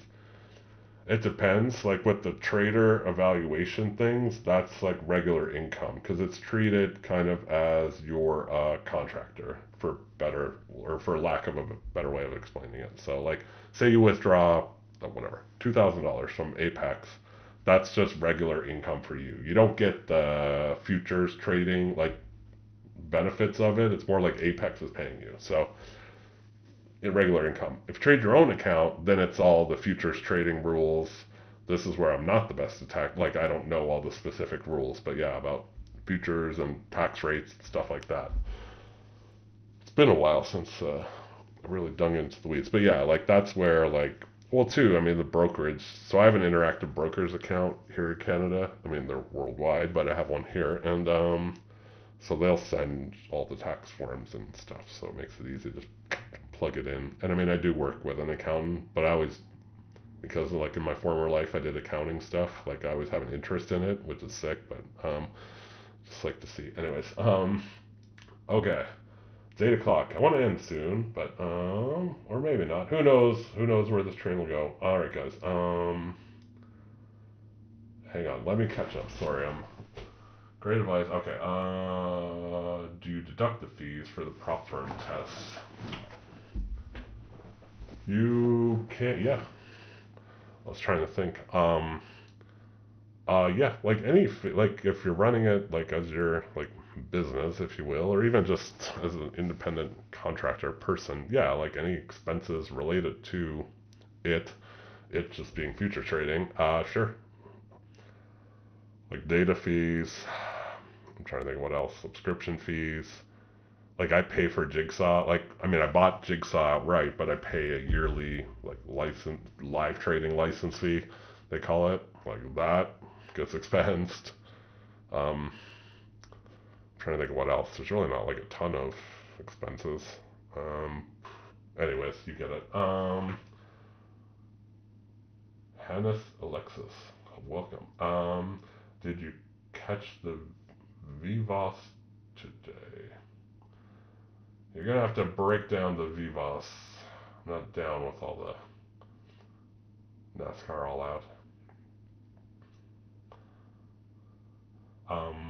I don't remember any big lows that I caught today. I'm trying to remember. This morning I did not trade as much because I had French lessons, honestly. The French does get in the way of trading a little bit, but I try to take my course like in the afternoon or evenings. Today happened to be a day I did it in the morning, which is part of why I'm sitting around this evening live stream. Anyways, so today, no, if there was something today, nah, I probably didn't. Like I did trade for a little bit this morning, but it was earlier, like 9 a.m. or something. How many contracts do you trade normally, and how many ticks do you make per month? It seems like Treasury is very slow. Correct. That's why I love the Treasuries. They are much slower than ES or NQ. Ticks made per month, that I don't know.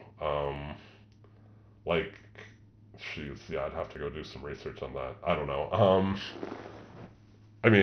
I take anywhere between 0 and say 4 trades in a given day. Sometimes don't bother to trade Fridays because they tend to be a bit slower. So say I took 15 trades in a week. So 60 trades in a month. I'm doing the math on top of my head here. That's as far as I can get it. If you win, I'll give you the pieces. You can break out the calculator. Say I took 60 trades, won 2/3 of them, and made 3 ticks on each. And on the other third, I lost 2 ticks. And those are my kind of averages. So that would be the right average over time. You can do the math. As far as contracts, and that's where I make the money. Honestly, like I go for a small amount of ticks, but I trade bigger size. I normally trade, 10. sometimes 5, usually 10, and I have traded up to like 30 or 40. Not often. Um, Not often on kind of both ends. Like I very seldom would trade 40 contracts, but I also very seldom would trade 5. Like normally, if it's normal, I would say 10 to 15. Let's put it that way. But I usually do it in like chunks of 5. Like I go in for 5, I go in for 5, and then maybe I go in for 5 more, and maybe 5 more. But like I literally can see it on my Ultra Bond depth of market thing. Well, not on the order box over here. Where is it? Right here. 5. That should click here in a few seconds, but you'll see it on the live stream. But anyways, yeah. So usually 5. Or sorry, lots of 5, but up to like 15 or 20, I would say is normal. It just depends. It depends too on how things are moving, like how fast and all that stuff. Like if things are like flying around like crazy and there's like a trade I like, but I'm like, I don't know. Like maybe I go a little slow. Like let's just start with 5. If it's like slow, like say it's super slow, like say it's like now, I'm not gonna trade now, but say it was like now, but in like the morning, and I'm like, all right, I'm just gonna try to pick off like a tick. I might go like 20 contracts and be like, let's just hammer this and try to hit like a tick. Anyways, NQESCL. Yeah, so I'm not trade. I mean, assume you're. Oh, that I don't know if you're seeing what you trade or just what you're seeing on my screen, but I put all that other DOMs on here for entertainment purposes because I know people get bored of my Treasury stuff. So I like John Grady's trading. It's the best. I agree. I mean, I learned it all from John Grady for the most part. Saka Trader, hello. Nice to have you here. Can you, Isham, can you record some new video with more explanation? You're in luck. I was mentioning earlier, that's my plan. Literally, my plan for December is to do exactly that. Record more very specific instructional type videos. Like, not just like, all right, like, blah, like, fly around and whatever, like now, like pretty free flowing. No, actually, like, record like some very clear, good, specific examples of trades and be like, okay, pause the video. Here's what I'm seeing on here and here and here, and this is why I entered at this price. Okay, let's let it play. Okay, now this is what I'm seeing, and blah, blah, like really walk it through. That's my plan for December. Like quite honestly, is to create some new content. So I don't have a Discord. I just never had an interest in it. I just like I go on different Discords of others sometimes, not frequent. That's the thing. Like I barely went on other people's Discords. I just didn't want to bother to start my own because I knew it'd fall by the wayside. If you want, I mean, Apex started a Discord. I mean, there's a lot of people there, and it's not like I'm in there participating every day, but I'm in there. I mean, I'm on like a lot. I'm about on what you call it. I belong to. Like like Earn the Trade and whoever else. Trade Day. Shoot, I forget who else. Top Step, all those. Like any of the companies that have a Discord, I'm in there. Like, but I don't really actively participate.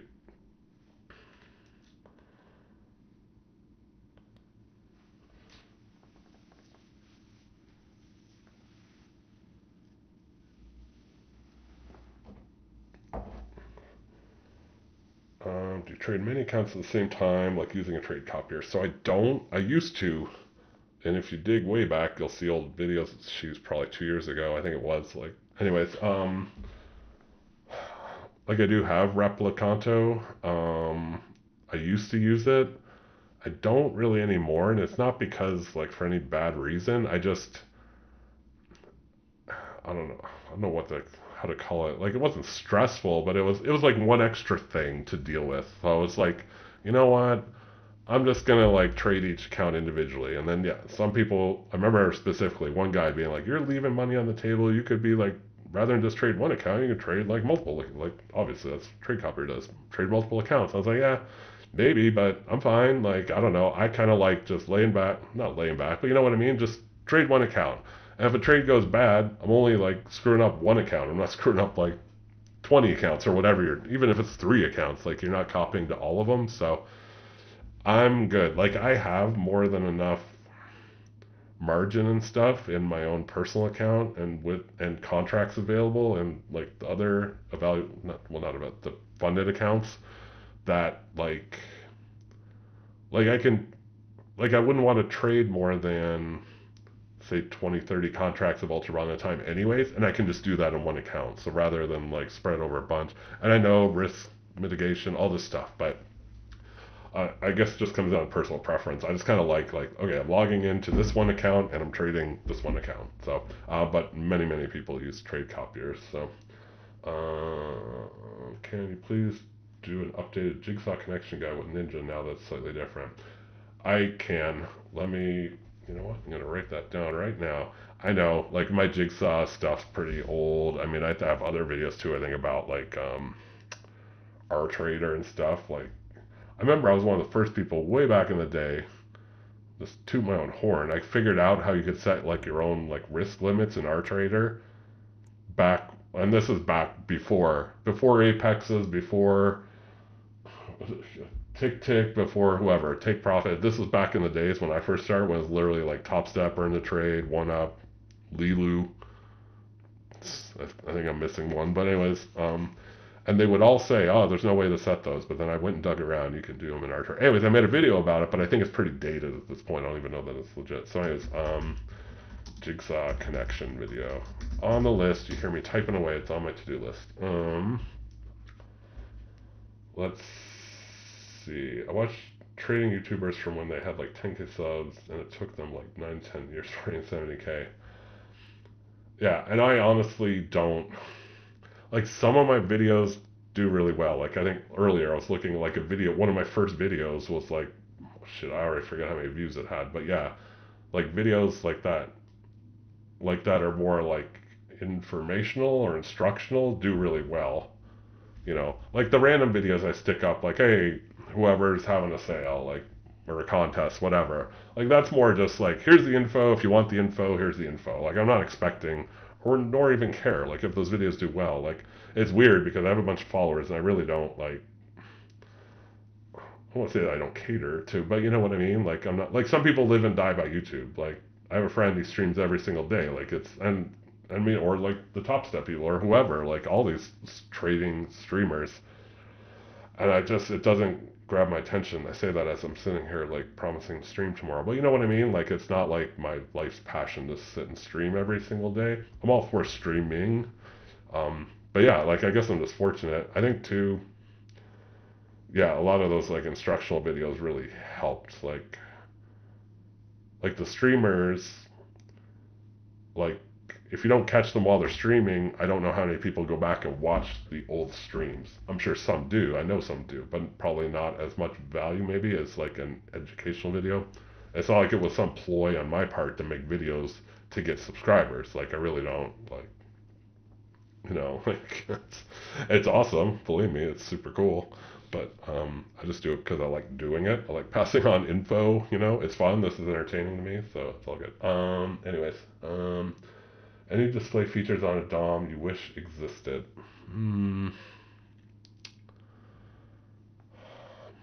That is a good question. You're making me pause on that one.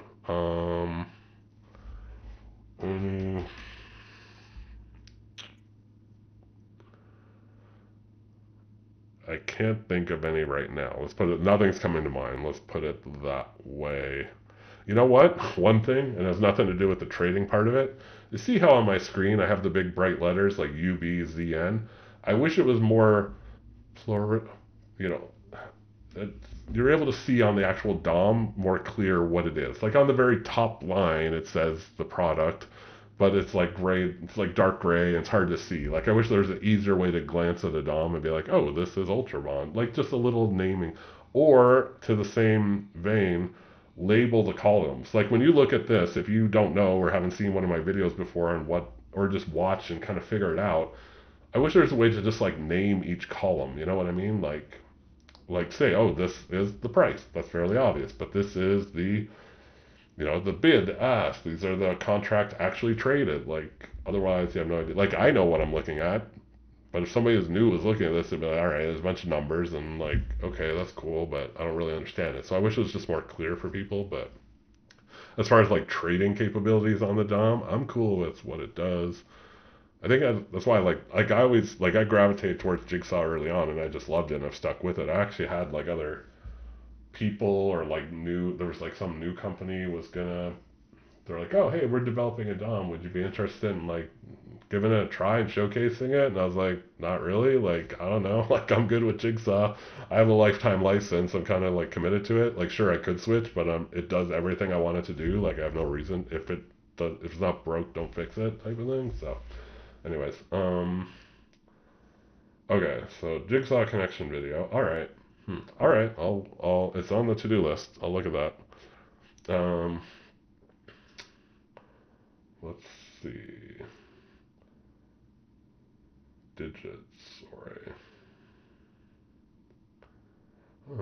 True. I've watched the video. Helped me a lot in terms of pump the brakes. Yeah, I mean, pump the brakes is a fantastic skill set to have. Dom trade. Hey, a Dom trader. What more appropriate place to be? Hey, CFT. I want to finally thank you for tuning in. For you tuning.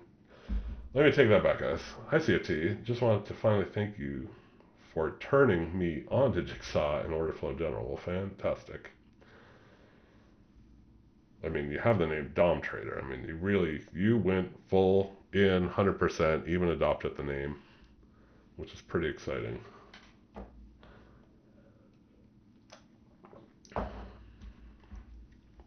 Okay. Yeah, I've never honestly like I know some people are like Sierra charts fanatics, and I mean that's not a bad thing. It's just I honestly never once tried Sierra charts. I know a lot of people love it. I know you can customize stuff and whatever. I mean it's just like kind of like anything in life, right? Like I found something that works for me and just kind of stuck to it. Like I don't have a reason to go try other stuff, but yeah. As far as like yeah, like to revisit your question about custom stuff, like oh, it's like nothing comes to mind.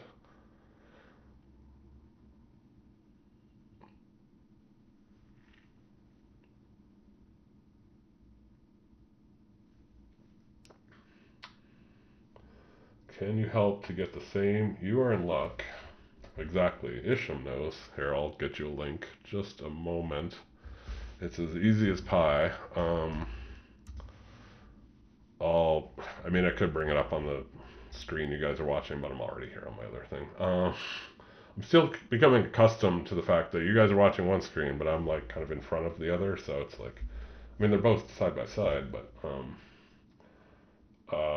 Jigsaw. Okay.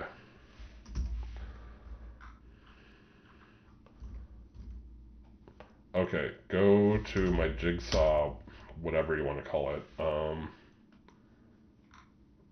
and this link. Or if you're on my site, go to, I don't even know where it is, software or something. Yeah, you kind of have to go to the more button on the far right, and then the software, and then Jigsaw Day Trader. Anyways, the first part is just about Jigsaw, but if you scroll down, there's links to download my templates and stuff. Honestly, I put that on there like a couple of years ago. Like I've had this same color palette layout for years. So it's been a long time since I've like tried to tell someone how to import it, but all the instructions are there. And somebody did it just like a week or two ago, and they wrote me back and said it worked great. So the instructions still hold true. There's a couple different files. One is like the color palette, and and all that stuff. One will be the DOM setup, which is an older one. It's when I had UB and ZN UB and ZB and ZN on there, but I mean, then you can monkey with it. I mean, the main thing is the colors and the column layouts and stuff. So um, it'll all be there for you. Flavorino, I like that name. Big fan. Thank you very much. And you are welcome, Mohammed.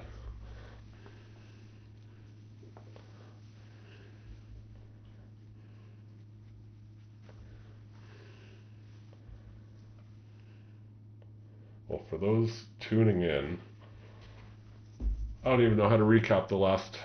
Jeez, I don't even know how long I've been on here. 89 minutes ago. It's been an hour and a half. Time flies when you're having fun. I was gonna say is like 45 minutes. Anyways, hoping to live stream tomorrow for those of you who just joined. So and actually trade. I'm not actually trading right now. This was a big test that kind of just turned into a hangout. which is cool too. And so we're hanging out, we're chopping it up, we're talking shop, talking futures, talking taxes, talking Canada, talking French a little bit. Tomorrow, I plan on live stream. I don't know what time. I'm gonna try to live stream like 8. We'll see. If not, earlier, like morning.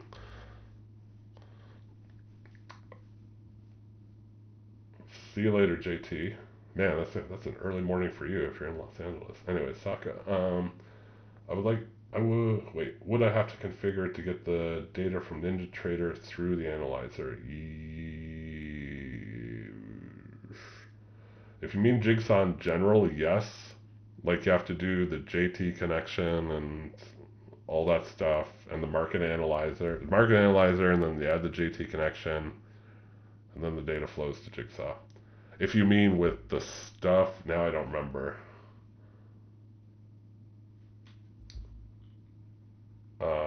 I'm confusing myself. Anyways, yeah, you have to do all the stuff. But I mean, the last I tried, I mean, the thing is, I set mine up like a long time ago, and it just kind of had it set up since. It's always worked. But I think the only time it didn't work was I upgraded NinjaTrader. It's like when they did enough. Anyways, and like it kind of got rid of everything. I had to reestablish it, but it still worked. Like the same steps still work. You set up the market analyzer in Ninja with the products you want to see in Jigsaw, and then you add JT connection.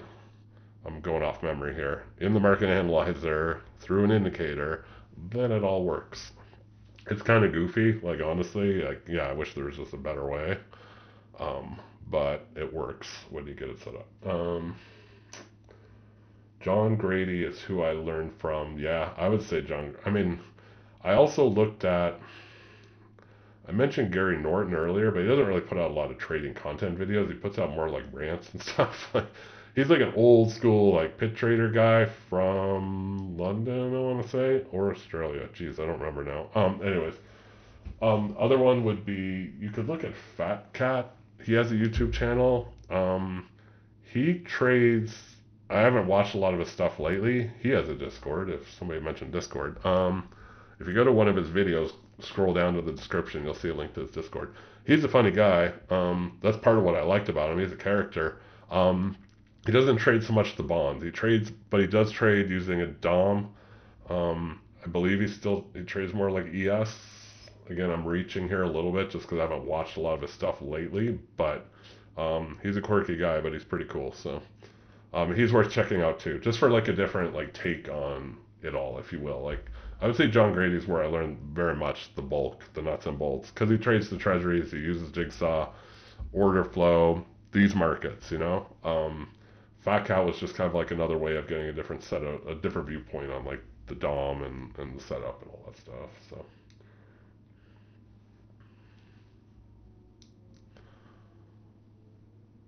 yeah, aside from them, I don't really know of any DOM trader streamers. But honestly, I'm a bit out of the loop on the streamers and YouTubers. It's crazy because in the Apex Discord, they have a special tag for like content creators. So I'm in there, but there's like 15 people. Yeah, it's like 15 people like content creators. I'm like, who are like some of the names I recognize? Like there's Alpine Trader. Again, not familiar with his content, but I at least recognize the name. But there's some in there. I'm like, I have no idea who these people are, and like they obviously make content, but I don't absorb a lot of trading content myself anymore, just because like I just like the last thing I want to do is sit around and watch other people trade after I've already traded. I don't know. That's just me though. Um,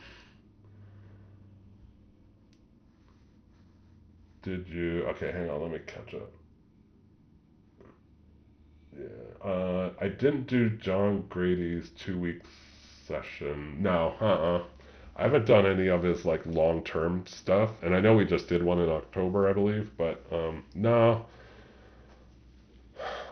That's the short answer. No, and it's not because I mean, I think John's great. He's a great resource to learn from, and I mean, he's OG. I mean, he's OG. He's old school. Like I learned from him years ago, and his videos were like, I mean, I'm guessing like 5, 6 years old at that time. Like he's been doing it a long time.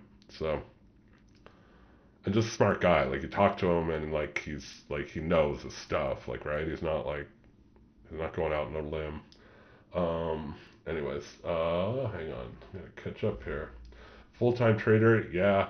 Um, like full-time in the sense that this is all I do for employment, not full-time in the hours I put into it. Like I literally just trade the mornings and then I do other stuff with my day, like French lessons or go to the cafe, and that's kind of it.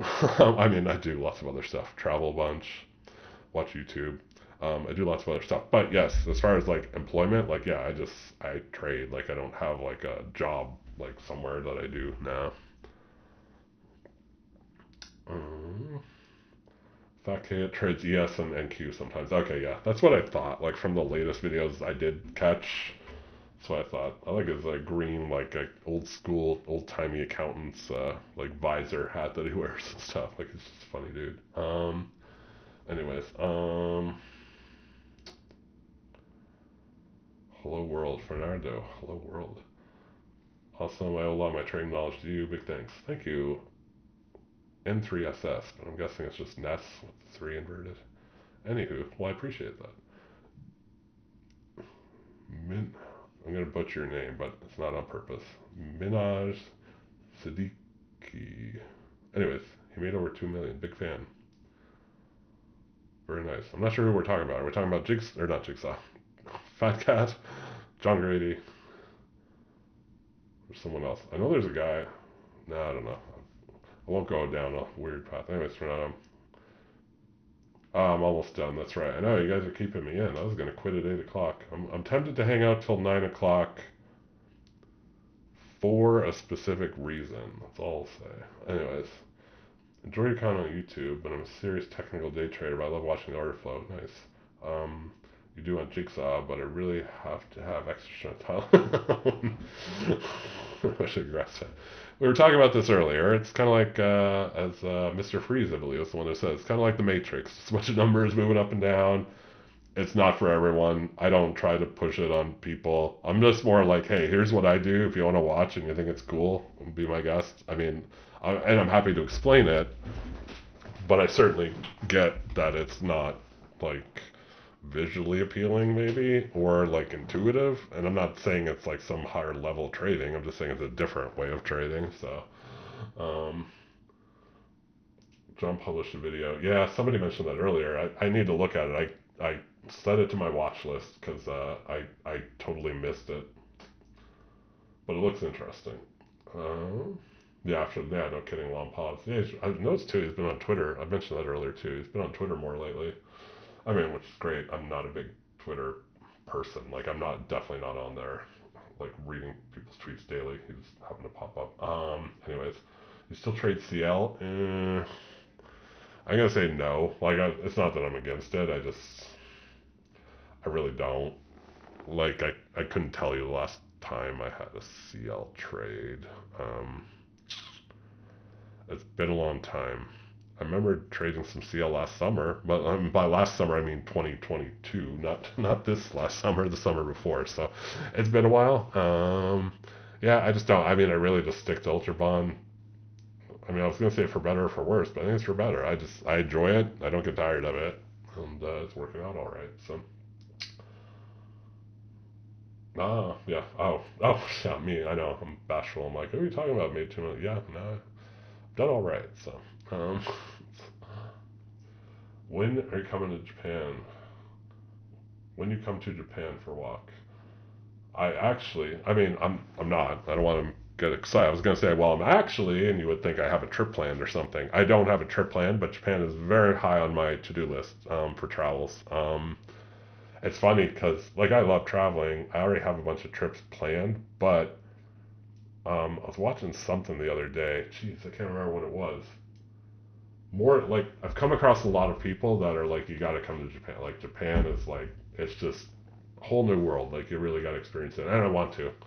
So it's not a matter of if I would ever visit. It's like when. It's like when would I fit it in, and maybe next year. Like I don't know exactly, but it's definitely on the to do list. You tell me where you live, Saka, and I'm coming to visit, and hopefully you have an extra bed. Anyways, now sorry if you already mentioned. Are you thinking of streaming? It'd be the morning session. Ness. I'm gonna call you Ness again. I assume the 3 is neat. But anyways, this evening is just a test. Like, and I just threw this up here to make sure everything works, and like you see the numbers moving and all that. Everything else works. But nah, I only trade the morning, so it would be the morning session, like Eastern time. Like, don't hold me to an exact hour, but it would be between 8 and say 11 or 12. But I would probably, if I was to guess, it'll either be like at 8 or like 9. Like I don't always like get up for the opening of the Ultra Bond. Like sometimes I'm just like I'll just wait till 9:30 after the equities are open, and then we'll go for it. So it'll be like early to mid, going into late morning Eastern. Um, Mohammed, I would like to coffee with you in Viewport once you have time. It might make your dreams become a reality. I'm actually leaving Montreal soon for Christmas to go back East Canada and Nova Scotia for the month of December, which is why I have all this time on my hands, or I will have all this time on my hands to stream and make new educational videos. So I won't be in Montreal much in the next month, but after that, picked like that in winter, man. Winter is so tough. Anyways, just randomly bumped into it tonight. Nice.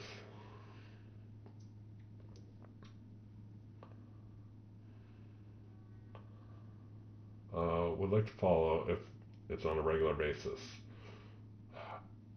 I'm gonna do my best.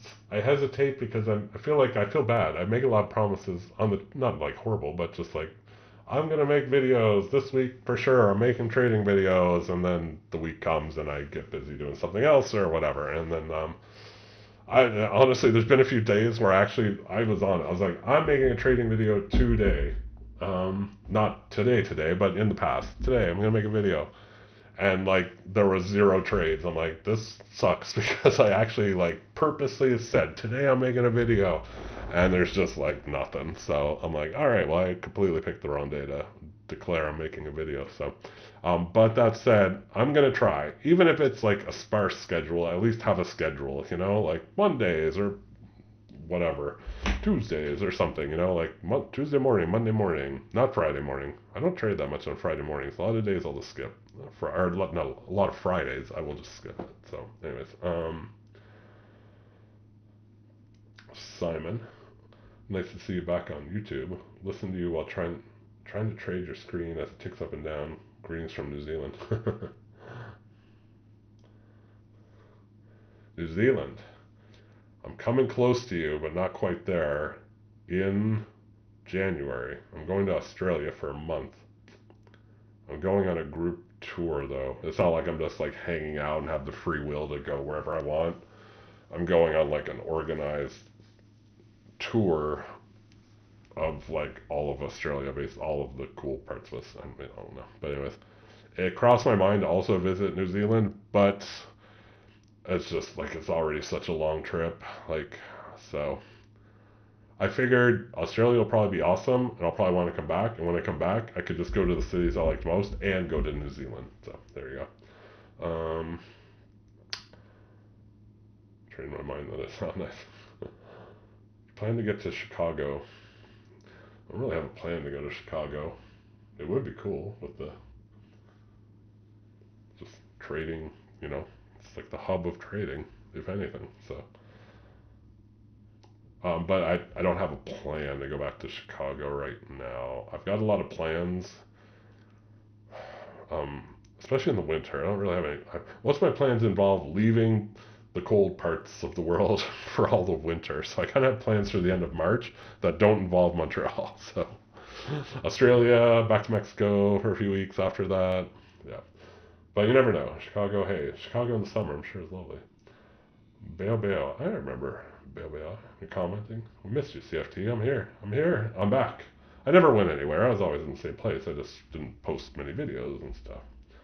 What time is it anyways? It's 8:33. Guys, at this point, I'm just in it for the long haul. So we're gonna keep going. I'm free during the weekend. Sunny weekends feel comfortable. Spend some time. Thanks a lot for answering questions. You bet, Mohammed. Send me, if you will, send me an email. Canadian Futures Trader at Wait, geez, now I need to think. Canadian Futures Trader at Gmail. I'm so used to saying CanadianFutureTrader.ca that I stopped myself. CanadianFutureTrader at gmail.com. Send me an email. Just with whatever. Like, hey, I'm the guy from YouTube. Just so I don't, like, I have a way to get in touch with you, put it that way. Ness, whenever you're able to trade, I love to watch. Definitely sending up notifications. All right, cool. My plan right now, and like, you guys can like, I don't know what you could do. I was gonna say you can beat me up, but you really can't. My plan is to stream tomorrow. So if you're free tomorrow, we will at least do that. How about that? What's tomorrow? Tomorrow's Thursday. Tomorrow's a great day to stream because I don't like trading on Fridays if I don't have to. It's not that I ever have to, but you know what I mean. Like, I try to just not. So tomorrow would be a great day to trade, and then maybe Monday. Maybe. But anyways, let's count on tomorrow. And who knows, if I get really bored, maybe Friday morning too. Actually, possibly. Anyways, I'm thinking of my calendar. Definitely need to plan a trip to New Zealand. Beautiful, but maybe hard to beat the Canadian scenery. I don't know. I mean, yeah. I mean, scenery in Canada is great, but I mean, anything I've seen of New Zealand, it's pretty majestic itself. So, oh, Ness just, Ness, you warmed my heart. Hopefully, you guys are all seeing that.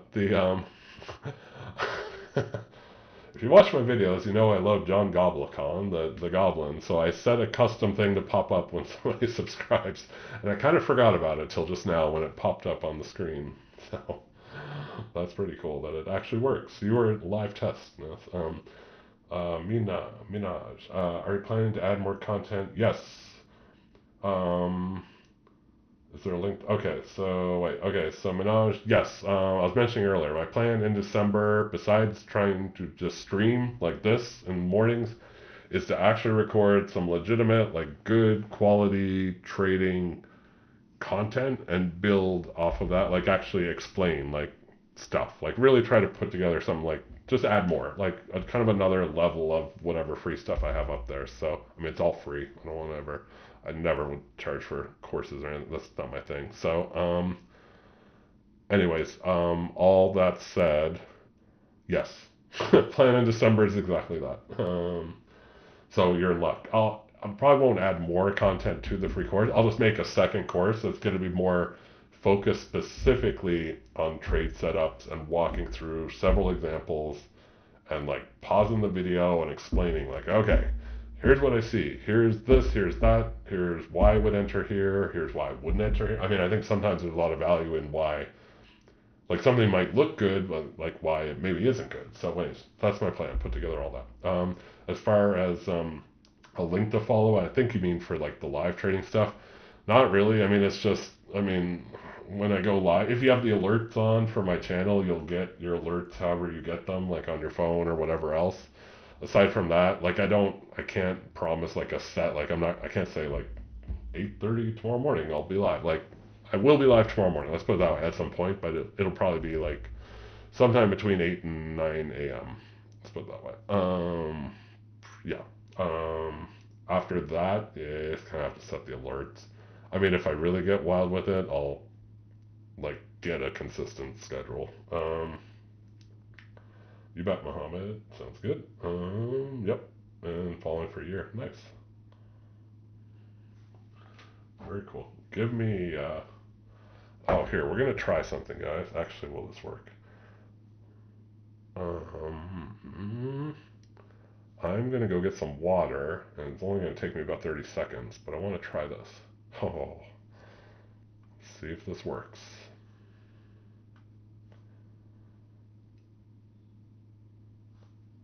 Will it work? I'm waiting for it to pop up. See if it works.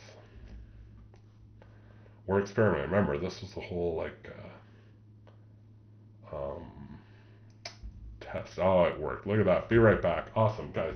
This is how I spent my afternoon. Setting all... It's a lot of work to set this stuff up. Give me 30 seconds. I'll be back, and then we'll talk Jigsaw.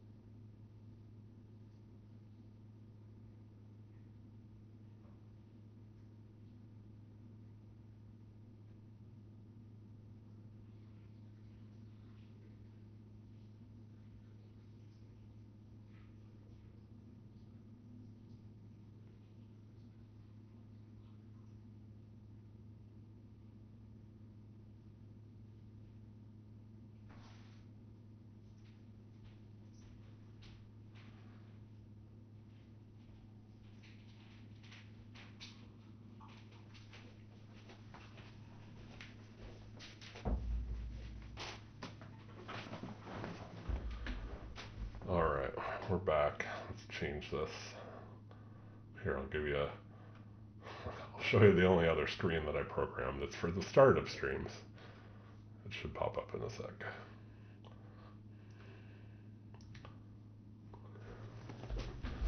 All right, let me...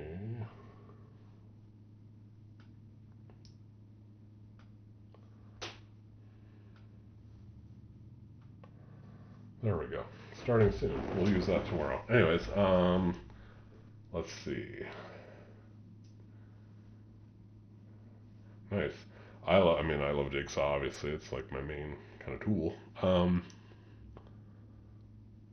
Like, I didn't get any notice that they ran a sale, but I swear somewhere online I saw somebody talk about them running a sale, like, over Thanksgiving. Like, if they did, I totally, like, missed it. Like, they didn't even tell me, which kind of sucks, but maybe they didn't. I don't know. I saw that somewhere, and maybe it was them. I know it's expensive, but, and they don't run sales often. Like, if you're not dying for it, you could hold out and see if they run one like Christmas, Boxing Day. In Canada, it's Boxing Day. The day after Christmas, or New Year's sale, but they really don't run a ton of sales. But usually when they do run sales, it's decent at least. It'll be like $100 off, so it's not bad. Add elevator music. Oh, it's a good plan. That is a good point. I do need to add elevator music to my away screens. And in the past, some of those live streams, I used to have the jazz music going. Totally forgot to do that, but hey, maybe tomorrow. A little background music. Trying to get funded with Top Step. Top Step, a good outfit. Top Step's like, besides being OG, they've been around like, what, 13 years? 12, 13, I think it's 13 years now. Like, first company I ever went with. And then they kind of like weren't as popular. Like, once all the new companies started coming out, like, I don't know, a year and a half ago or something, or 2 years ago, whatever it was. Like, they kind of not fell by the wayside, but they weren't as popular, and then they had, like, weird rules, like, they had, like, their 20-second rules, and they had a bunch of, like, weird stuff.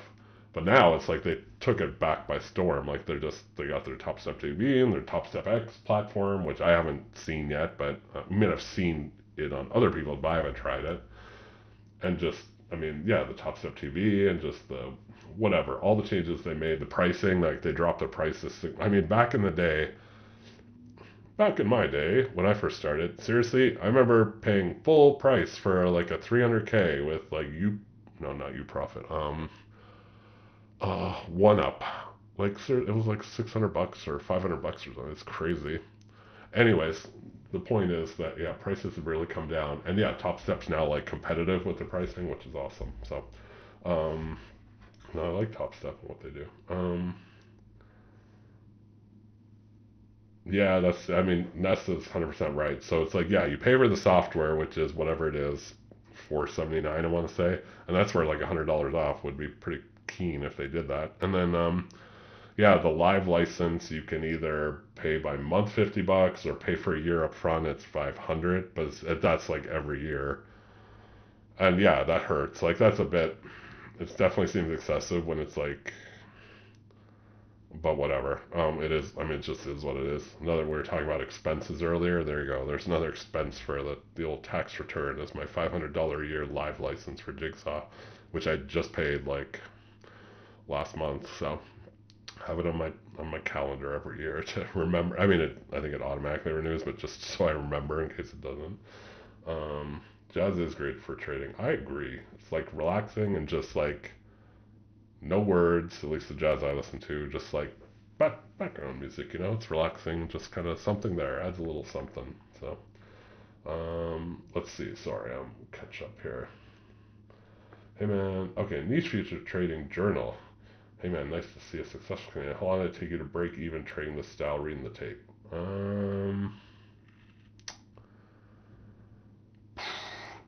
I hesitate. Okay, so it took me, like, my first year was it was a disaster.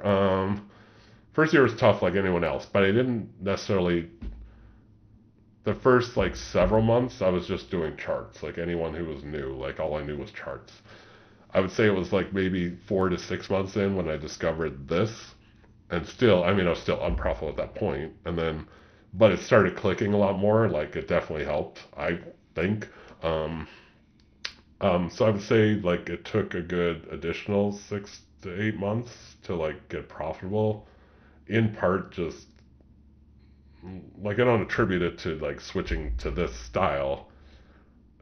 In part, I do. Let's put it that way. In part, I attribute it to switching styles. In part, I attribute it to just experience and like fixing what was wrong, like fixing all the bad stuff I was doing, like chasing losses or letting losers run and all that stuff. So it was a combo of both. But like in general, it was weird because when I started, everybody, like all the information I would read wherever was, oh, it takes at least a year to be profitable. And like everyone, or at least I think most people, I was like, forget that. Like I can be profitable next month. Like, and I passed like a top step, like my second month of trading. I'm like, this is easy. And then yeah, I fast forward and I blew that account and many more. And then and what was funny was that it was about 1 year mark when I actually started to get consistently profitable. So I'd really turned the corner. And then I mean, it improved from there too. It wasn't like it went from bad to good, but it just got a lot better and became like profitable. And it's like, okay, this can work. We can do this. We can do this. So believe in yourself. Let's see. How old were you when you started? Ooh. I'm in my 40s, late 40s. I mean, before trading, I had an entire careers in accounting and as chief finance. Part of why, honestly, if you want to know why, like, don't go on camera and stay anonymous and all that stuff, was back when I started.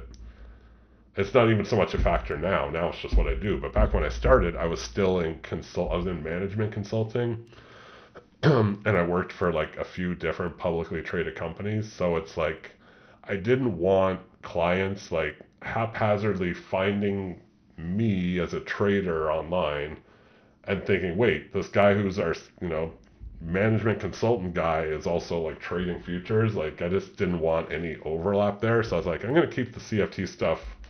Like it was just a hobby. Like honestly, it was just started as a hobby.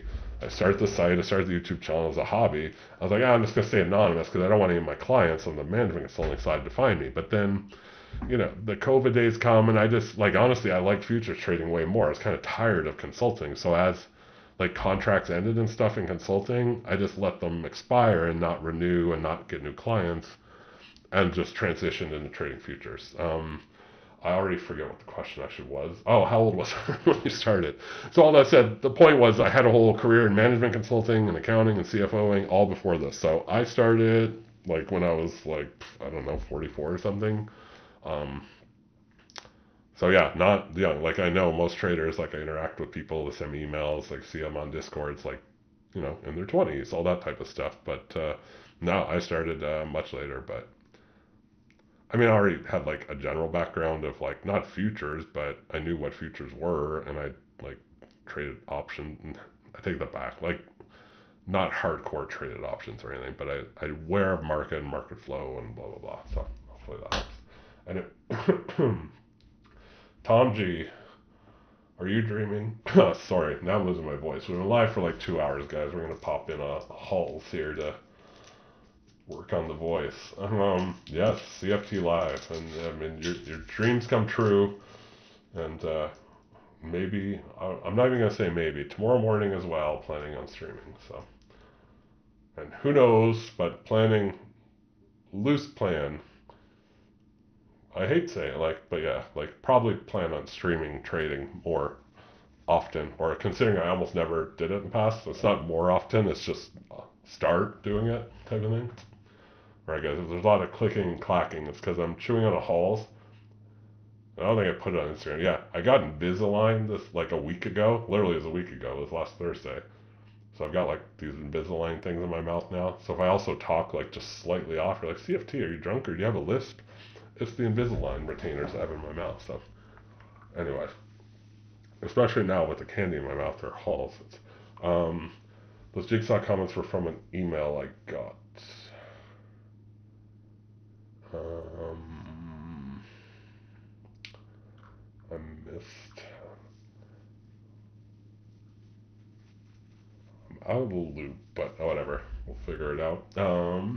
Okay, Simon. Sorry, I'm behind here. I have to get back to work Thursday at 2:43 p.m.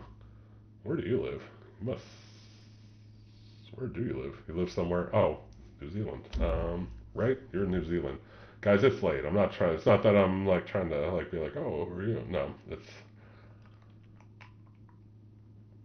Anywho, um, great listening to you. I look forward to more YouTube general trading thoughts. Hopefully, some trading. Cheers, Simon. Simon, if you happen to still be watching, thank you very much.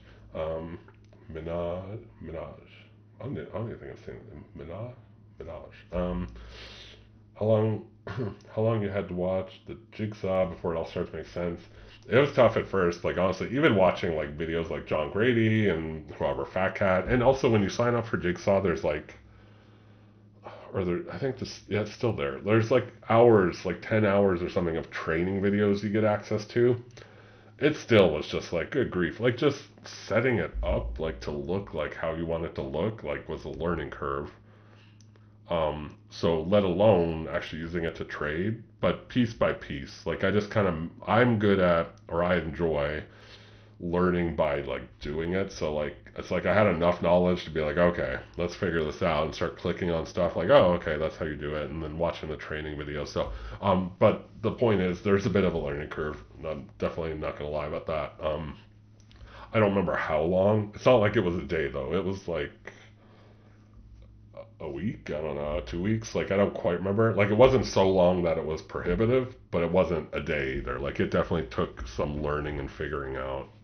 That's for sure. But you stick with it, and it becomes like it's like anything in life, right? Like at first you learn something new, and you're just like, this doesn't make sense to me at all. But give it some time, and it's like second nature. Like it's not even a question anymore. It's just like you go with it. So. Um, it's hard to find good education for Dom. I agree. CFT, Fat Cat, and John Gray agree. Yeah, like I don't know anyone else that does. I mean, you nailed the top three. I don't put myself in the top three, but yeah, I don't. Chef, is this Chef? Oh boy, here we go. Oh boy. Anyways, everybody can feel free to ignore Chef, but we don't do charts. I was gonna say that I knew the speculator Seth, also a Dom YouTuber. It's what I thought. I haven't watched him in a long time, and for some reason, I was thinking maybe he does futures and other stuff like options and stocks. Like I don't know. There's some reason I kind of never really got into him. So, um, but yeah, I do remember he kind of did. He does Dom stuff. CFT, did you switch from ZB to ZN? I think yes, I did. Yeah, I know some of the other videos that I put out are gonna have ZB and all that stuff. Nah, I use ZN now. Like I really don't look at ZB. Nothing wrong with ZB. ZB was like kind of close to UB, so it was like ZN I found like a little bit more indicative, but I'm like kind of splitting hairs a little bit too. Like I just liked it better. Um, and just to clean things up rather than look at three DOMs like ZN, ZB, UB. It's just like, all right, UB and ZN gives me the same intel, so that's why. Um, Ness, would I be able to hear back? Wait, would I be able to hear your feedback on trading method I'm working on based on your catch-up trade? Sure. I mean, fire away. I mean, um, whatever way you want to convey it to me. I mean, you can type it out here. Probably won't stay on that much longer. I know I said that an hour ago, but now I'm really going to say it because one, I feel my voice going. Two, I'm getting tired. I promised to get up and trade tomorrow, so I want to do that. But if you want to either email it to me and describe it, or if you have like a video, do what you want to do. But if you have a video of it or whatever, yeah, send it my way, and I'd be happy to give you my feedback. Absolutely.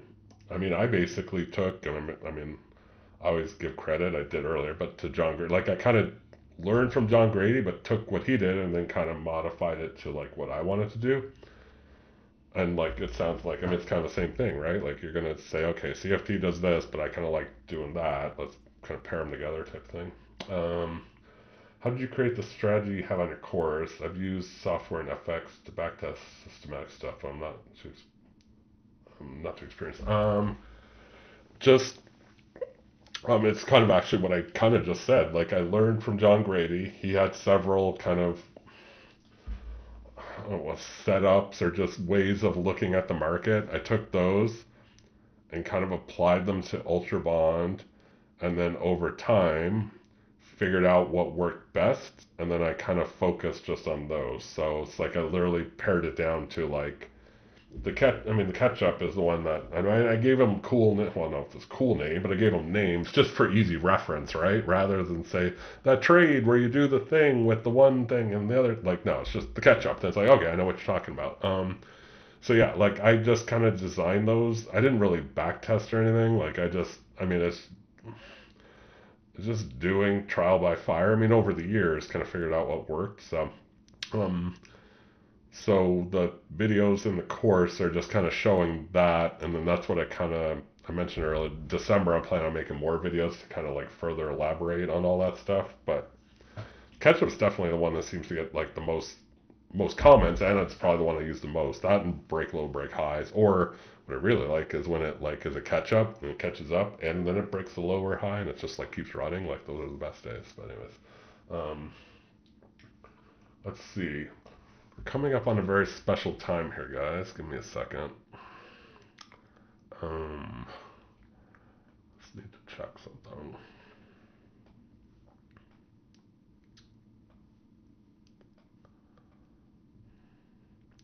Just a sec. I will get back to you guys. Okay. Okay, we got a few minutes at 9 o'clock. Gotta press a few buttons on my website. It's gonna be a sale. I know, like, believe me, I didn't do this just to sit here for 3 hours and there might be a sale from one of the companies. You never know. In about 3 minutes. Let's see. Okay, so that was that. FYI, Jigsaw's dumb. Doesn't seem to fit on a 27-inch monitor. I'm not sure what you mean, cause like you can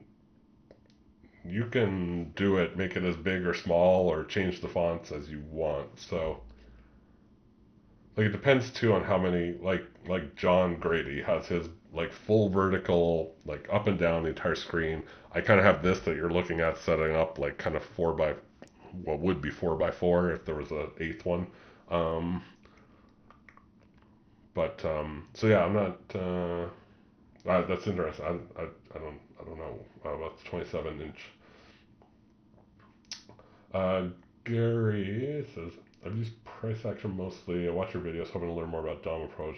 Haven't had the courage to try it though. I mean, whatever works for you too. Like if you're onto something that already works. I mean, there's um, yeah. Somebody the other day somewhere was some Discord was mentioning it was like they were also curious about the Dom, but they're like, but I do whatever. They did whatever and it works. Like, but I want to learn the Dom. And it's like you start explaining it and they're like, it sounds too confusing. Let's stick with what works. And it's like, yeah, that makes sense. Like if you have something that works, go for it. But if you are like trying to learn the Dom, I mean, you can trade sim, give it a whirl, or just watch it. Like honestly, a lot of watching. Like that's another thing I don't really like focus on much, just because I kind of forget. But I mean, I just watch it a lot. Like I mean, I'm not spending a lot of time in trades. I'm just watching. So you're like kind of watching and observing and learning, especially in the first like, or even like say you're watching, you're like, okay, based on what I'm seeing, if I was to take a trade, I would go long, and then you kind of watch and go, oh, that would have worked out, or no, that like completely bombed, and then kind of like just repetition and learn. I don't Empire Steve. I don't trade ES or NQ.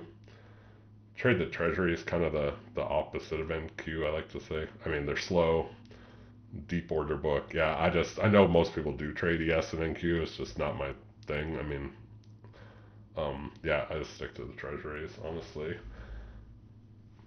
And with that, guys, give me 2 seconds. We're gonna be right back. You can keep watching my screen, but I gotta press a few buttons here. Off on the side.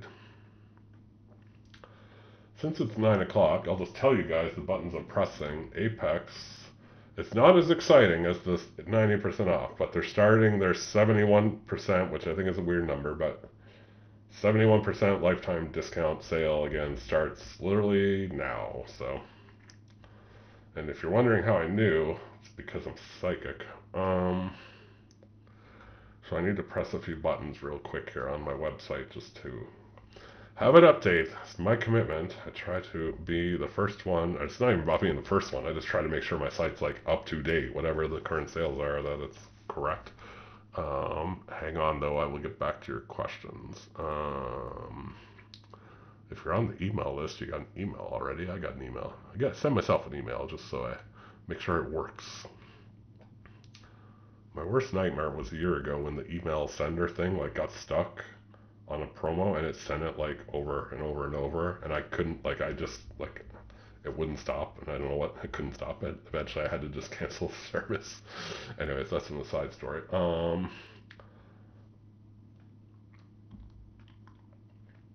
Hang on guys, we're gonna return. Consider this like a nice little break to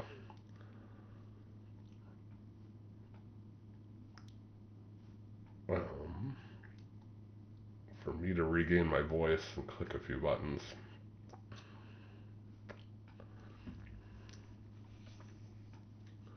Okay, we are almost done.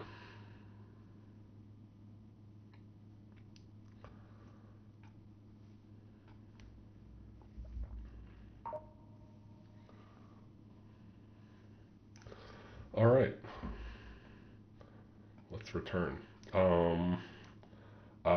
Okay, let me catch up. Okay, it doesn't look like there's too much catching up to do. Okay, Ness. Okay, yeah, email me Ness. Don't trade NQ or ES. Trades per day, average 3.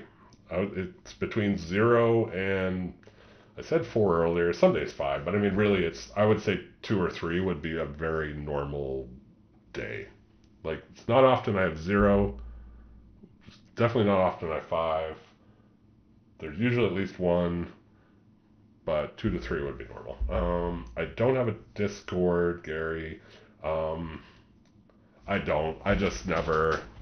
I know it would fall by the wayside. Like, I just don't have an interest in maintaining it and moderating it. And like, I pop in other Discords, but I'm not active in any of those either. Like, most of the companies have their own. Like, if you're just looking for people to connect with, I mean, you might already know, but most companies have Discords, and then there's a few independent ones out there. But um, aside from those, like, no, I'm not like super Discordy.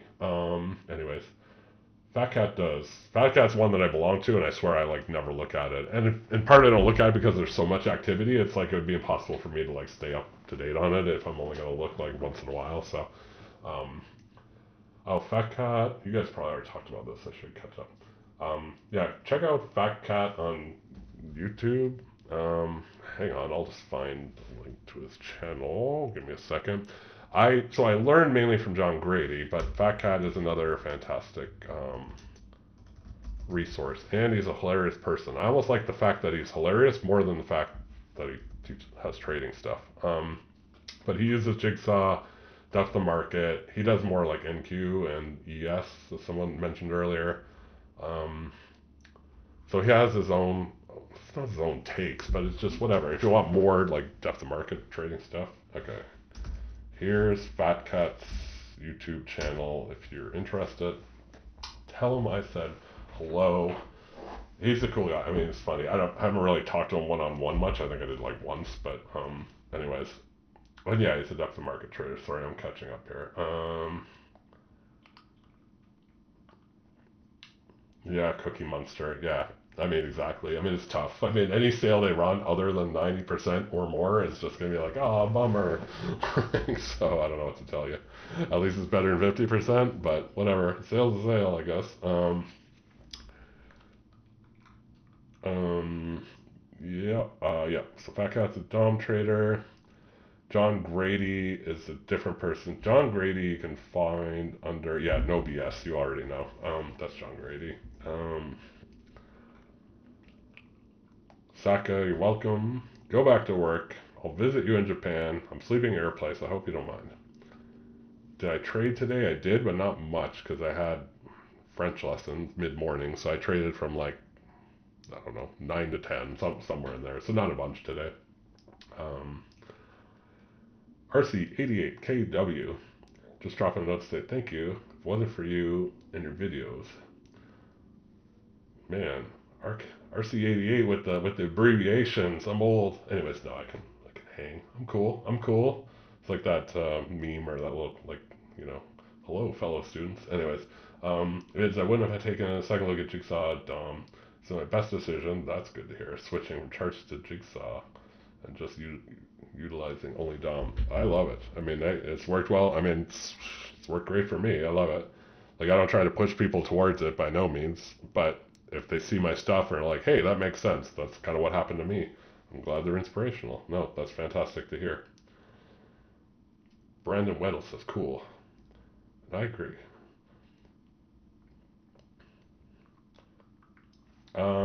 I can get you the Discord link for Fat Cat. Hang on. Is this it?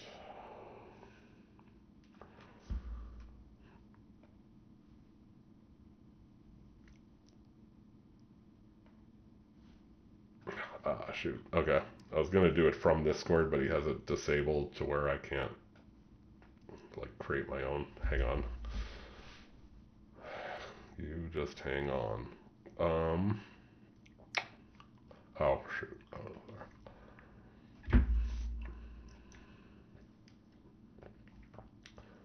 Like, in each of his videos, he usually has the link. So here's the link. Hang on. Okay. By now, probably someone else gave it to him or something. Okay. Try that link. That was the link he posted in his latest videos, but sometimes the links expire. So give it a whirl. If it doesn't work, reach out to him, I guess, on his video or something. You are welcome, Muhammad.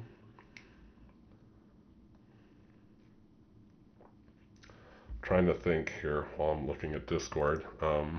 Yeah, I belong to Fat Cats, but like I said, I don't participate at all, and not out of thinking it's bad. I just can't keep up. I mean, I'm not in that community. Yeah, honestly, I don't know that I belong to any Discords that are depends on what you're looking for, I guess. Each of the individual company ones are obviously going to be more, people are talking trading and stuff, but also it's very focused on that company to a degree, give or take. If you're looking for depth of market or Jigsaw, I mean, Jigsaw has their own Discord, but it's not super active. And I would say, if anything, it's just mainly people asking questions or problem shooting and stuff. So, and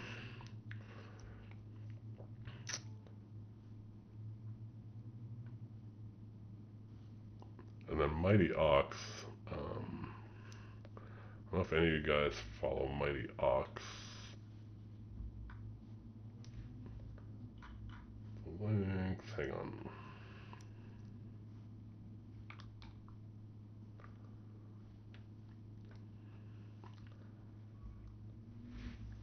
Anyways, Mighty Ox is another YouTuber. He streams every morning and evening. He starts streaming in the evenings too. But he doesn't use depth of market and this stuff, is chart trader and stuff. But if you want someone who actually streams every day, Mighty Ox Trading, and he has a Discord. Another corn trading video. I mean, we got corn up here right on that bottom right next to my logo. That's the corn depth of market. Not a lot of activity in the evening. Actually, a lot of contracts traded, but not much movement. I have not looked at corn in a good while, but it's almost fun to trade just out of the obscurity of it. Who trades corn, really? I mean, some people, and me, obviously, once in a while, but I mean, it is cool. In some ways, it's kind of like why I trade treasuries. It's slow, it's thick order book, somewhat predictable. I mean, I don't want to say it's predictable, easy predictable, but you look at the order flow and it's oh, okay. So, to answer your question, when? I don't know. Maybe someday. Keep the kids guessing. Someday you'll wake up and it'll be today's live video, corn, only corn.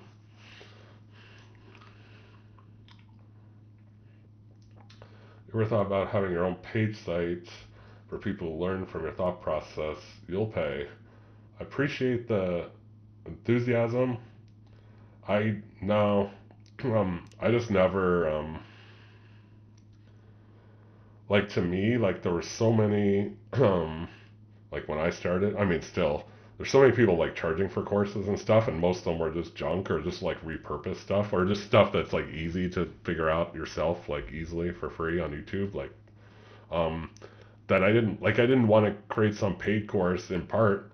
Well, for several reasons. One is like I didn't want to get lumped in with those people. I'm like, no, like I'll throw out anything I know for free. I'll throw it out as much as I can. Like here you go, like videos, the free course, blah blah blah. Um, and two, I didn't want it to be like ever like, oh, I paid CFT for this course and like I don't get it. I don't like Dom trading. Like he sucks and he took my money. Like I just didn't want that. I learned for free pretty not pretty easily, but like it was I found the resources I needed for free. So if anything, I discourage people from taking the big paid courses. So to that regard, no. Like I realize there's probably some benefit in it, like for people who really want to get into the weeds. But I just like it's kind of like me in streaming. Like I knew too, I wouldn't be as like I'm not 100% reliable on the commitments, when it comes to like creating content, whatever. So I didn't want and it was not and the money thing too. Like I didn't want people's money, I didn't need people's money, so it was like, nah, I'll just do what I can for free, and I do as much as I can. I take that back. I feel like I don't do as much as I could be doing, but um, I'll try to do more. But yeah, no, I kind of said from the start, like I had zero plans to charge money for stuff like courses or whatever. Um, oh yeah, let me catch up here.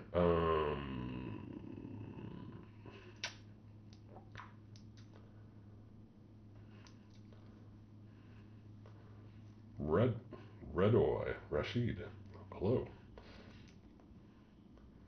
There's some dude on Fastcast Discord who traded Lean Hog. All right, so there you go. There's some there's some obscure ones out there. I knew a guy, not new, but like someone I used to interact with on some Discord way back. He's still around, but I don't see him as much. But he used to trade coffee beans, coffee beans. So I mean, there's money to be made and everything. In some ways, it's kind of nice to just be off on your own beaten path, like a little different. So, I mean, I feel like the treasuries are a slight, like, different path than most, but the corn, the lean hogs, the coffee beans. I mean, in some of those products, the thing too with like, not so much corn, you can trade corn, but like coffee beans, like aren't available, like they're on the ICE exchange. So they're not available to most traders, especially like in the trader valuation world. So it's like, I never looked. I mean, I don't have an interest in them anyways, like coffee beans. But it's like I probably wouldn't go that route because it's like then I'm really like making videos that like nobody has any interest in. Like thanks for trading a product on a DOM of the product that none of us have access to. Like that's great. Like nah, so I didn't never went that route. Anyways, ever tried trade ES or NQ? Why do you like you be better? I'll answer you in a sec. Let me just catch up here. Lean Hogs, Pork Bellies. I know Trading Place is such a good movie. Like who would have known? Like I mean, I watched that movie. Like I don't know what year that came out. I could Google it, but many decades ago, I would venture a guess. And who would have thought? Many years later, trading futures. Um, um, totally cool approach. I respect your approach. Speaks integrity. You are welcome. Have I ever tried ES or NQ? I mean, I have way back in the days. I mean, treasuries are just way slower. That's why.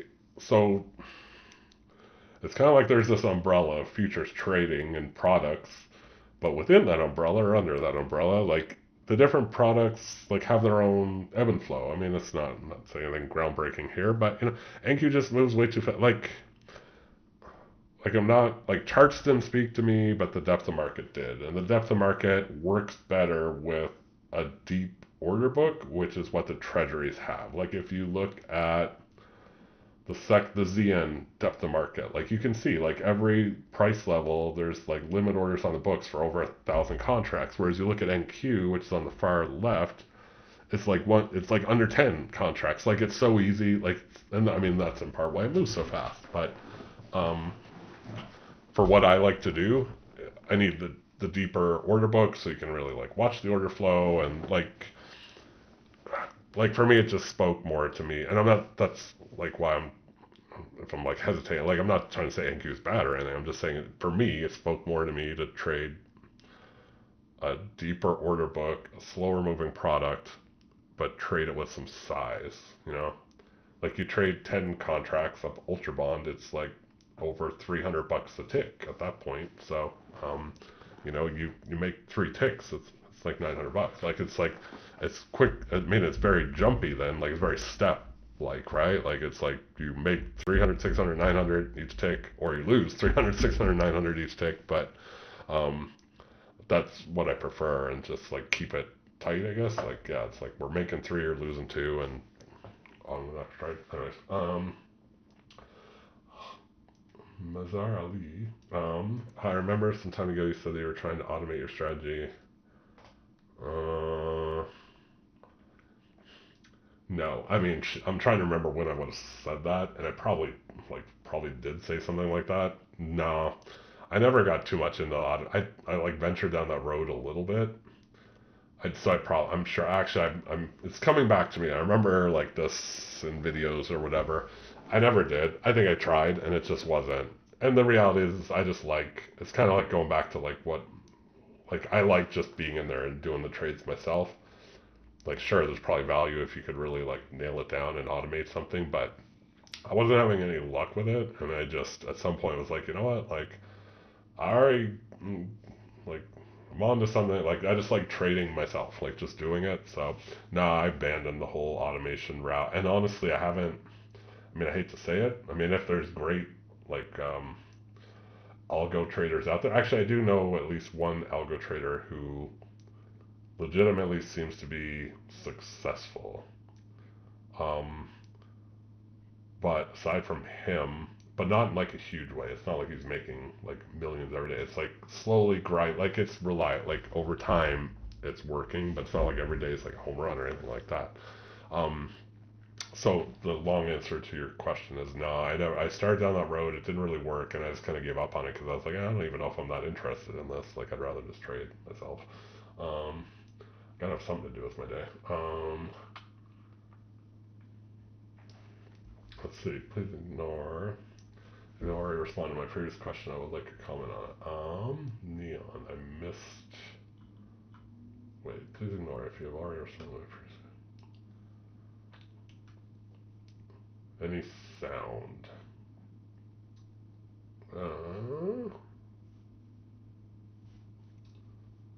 Do you mean like you guys should still be able to hear me, but there's no other sound? Neon. I missed your question, so let me scroll back and see. Or just re-ask it. I am not seeing it. Oh, wait, nope, that's not it. Yeah, maybe fire away again, Neon Jin. I didn't see it. And I can't find it either. Anyways, Steve Cooper, I like UB because it seems to have less noise, agree. Radic up and down like ES or NQ. Ring Dom is still skill in developing. And the speed that UB moves works for exactly. I mean, it's just faster in ZN and slower than NQ. I mean, you're right in there. I mean, that's like exactly. That's a nice, concise answer. I like to ramble, but yeah. Like UB is going to move faster than the slower treasuries, but nowhere near an ES or NQ. And still an up depth and all of those things. So I'm a fan. I've been trading UB for a couple of years now. So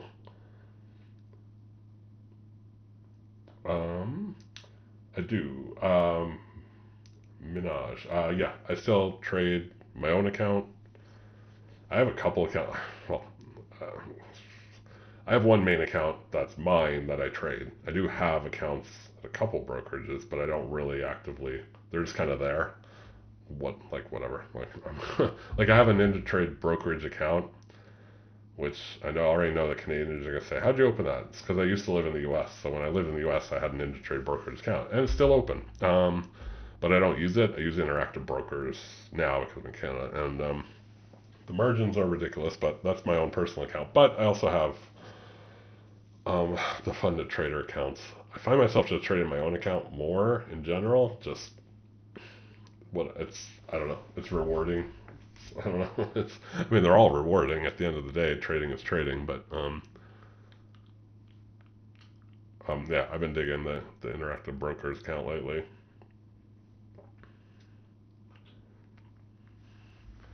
All right, guys, it's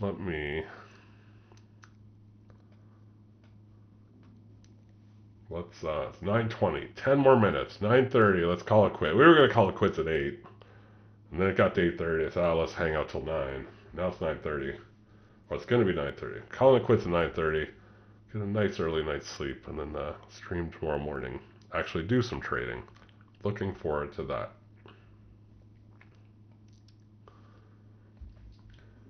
I know, like, yeah, for anyone who doesn't know, Auction Vista is like part of Jigsaw. It's like there's several like tools built into Jigsaw that I don't use. I played with them.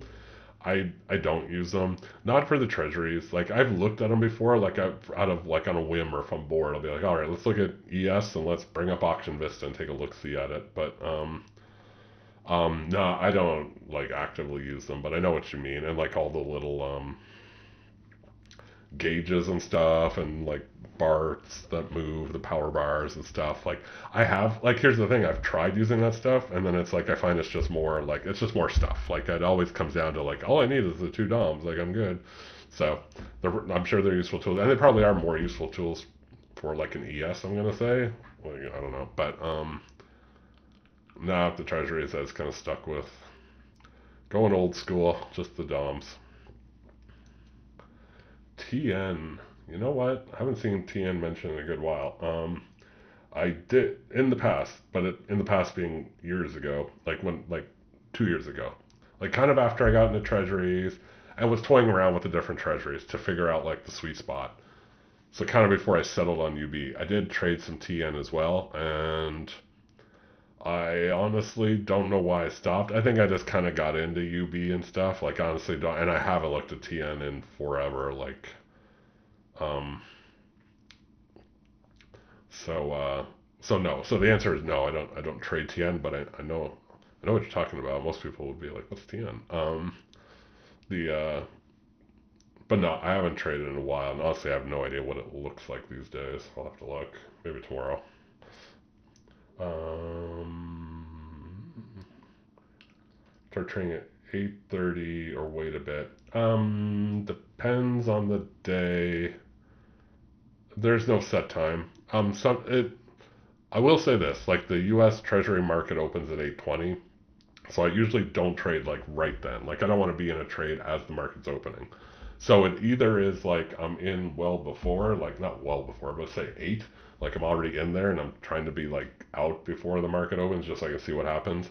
Um, or I'll just say screw it and wait till like 8:30, and then even then, like sometimes like it doesn't get really frisky till after 9:30 when the equities open. So it's honestly a day to day thing. Like it's not like I have some set schedule other than like the mornings, but take that, like for what it's worth. Like whether it's 8 a.m. or it's 9:30 a.m., it just depends. So I mean, it depends on nothing like technical, or it just depends on like if I have like a French lesson that's early in the morning, or I'm just not in the mood to get up at like 7:30 so I can be on my computer at 8. Like that's really what it depends on. It's just personal life like decisions. But in general, I would say I'm definitely on and trading by, I would say definitely by 9, day to day, and often 8, but yeah.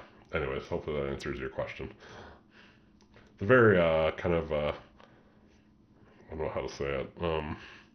Just a loose schedule, if you will, but I love it. I mean, that's why I love this. Like I can just like I can get up at 7, or I can just say screw it and get up at 9 and try, know that I'm gonna miss the early hours, but that's okay. Like it's just flexible schedule. So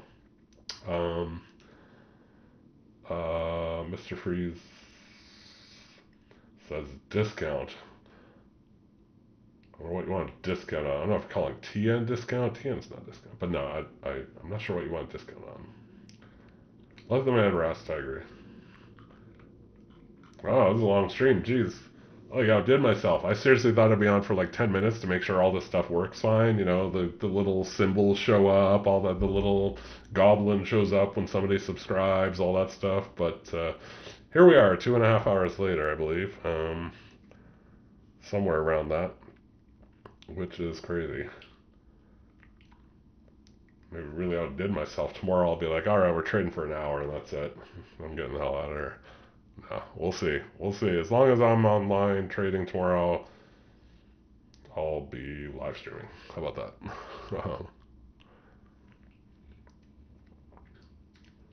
Do you find the correlation between ZN, between ZN and UB fairly consistent? Yes. Not 100%, but most of the time, and enough to like that I'm confident like using that correlation. Every once in a while, like I'll look and it's like they're just like out of whack, like completely, like, but not just like a little bit out of whack where I'm like, oh, there might be an opportunity here. More like, what the hell's going on out of whack? Like ZN's at the high and UB's like at the low, and I'm like, well, okay, well that's like more than like just a little bit of a catch up. Like that's just off, like something's going on. But I'm usually not curious enough to try to figure out what. I'm just like, I'm going to avoid this because I don't quite know what's going to happen next. So, but in general, I would say yes, put it that way.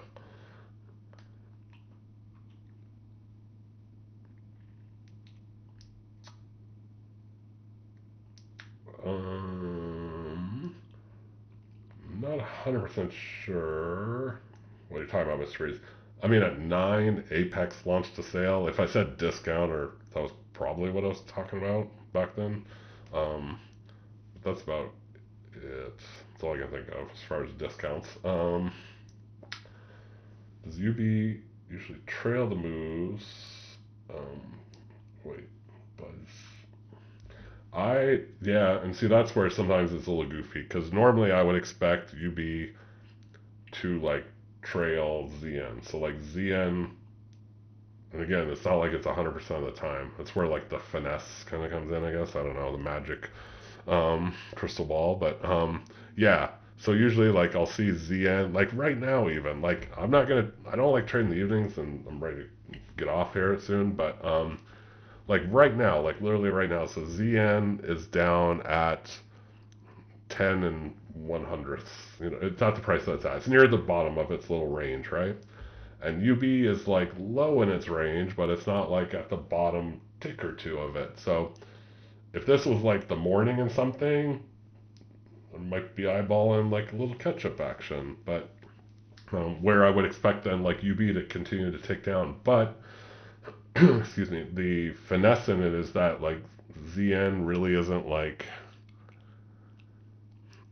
right now, like I'm not seeing like a lot of like strength on the downward side. Like yeah, maybe it's near the low, but I don't like there's not a lot of let's put it this way, there's a lot of buyers right there and there's sellers are starting to thin out, so there's not a lot of downward pressure, so I'd be a little hesitant to it doesn't look to me like it just based on that, and hopefully that kind of makes sense. Like I wouldn't expect ZN to like charge down at any moment right now. It just seems like it's hanging out. And that's part of the problem with the evenings too, is like there's just not as much volume, so there's not as much like pull and tug. So it's a little bit harder to read. But if this was the morning, that's what I'd kind of be looking at. Does that make sense? Appreciate the live session. I got into UB because of your videos. Thank you. You're welcome, Steve Cooper. I'm glad. Kind of nice to hear. Yes, pleasure chatting with you, Treasure Wizard. All right, I got my crystal ball, got my tarot cards out. I'm ready. Attack the market. I'm gonna try and gather up more info on the setup and send you an email. I'll be on. I'll be on tomorrow. Have a good night. Thank you, Ness. You bet. Yeah, send me an email. I mean, tonight, tomorrow, whenever it works for you. The Tigre Rouge. Why 6C and not 6J? Oh, come on. I hesitate on Canadian. It's the Canadian exchange. That is the only sole reason. Like I'm not actually trading 6C. It's just up there for like eye candy, something to look at. Um, nah. So I'm not actually. I need to like somehow make it clearer on the screen. Like I actually only trade UB and I look at ZN. All the other stuff on the screen right now is more for funsies, for people to eyeball. I know people love NQ. I should just put up like 5 NQ DOMs and maybe like set different filters on them or something, and then everybody can look at those. Yeah, no, that's the sole reason. So you haven't missed out on anything. I'm not actually trading 6E or. So I mainly trade UB, but I gotta say that corn is in for a beating one of these days. I have traded corn in the past. All right, guys. On that note, it is 9:30. I said I would get off here at 9:30. Unfortunately, Latifa Rouge, she joined right at the end. But if you're really keen, you can rewatch the 2.5 hour stream tomorrow morning, sometime between 8 and 9. I'll go live again, and if you have the alert set, you'll find me there. If you don't have the alert set, just click on however you click, and you will hopefully find me that way. Anyways, thank you guys. This has been a lot of fun, actually. That's why it's 2.5 hours. It's fun hanging out with everybody, answering questions, showing off my DOMs, and all that stuff. So,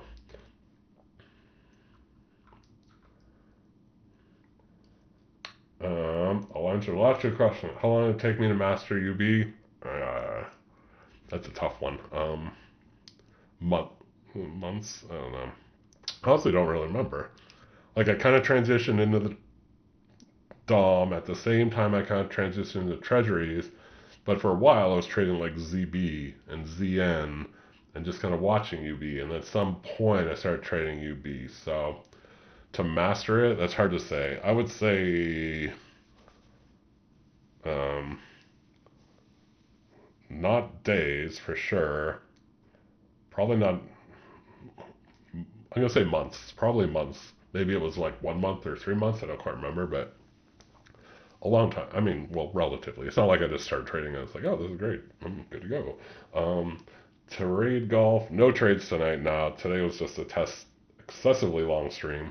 Tomorrow morning we'll be trade it up. Hopefully there's some hot ultra bond action. I know, it's like the questions came and everybody's like, ask him another question, you know he's going to answer it, and he'll stick around, and he talks so much that it'll just be another 20 minutes before he's done answering. No, alright, on that note, I am going. I'm going to see you guys tomorrow. I want to thank you very much for hanging out. It's been a lot of fun. Thank you everyone who subscribes and all the stuff. Like, I could be here for another half hour just thanking you for all the stuff, but I appreciate all the stuff, the feedback, the questions, the interest in treasuries and DOM trading and everything else. So tomorrow morning, between 8 and 9, let's go live. Let's do some real trading.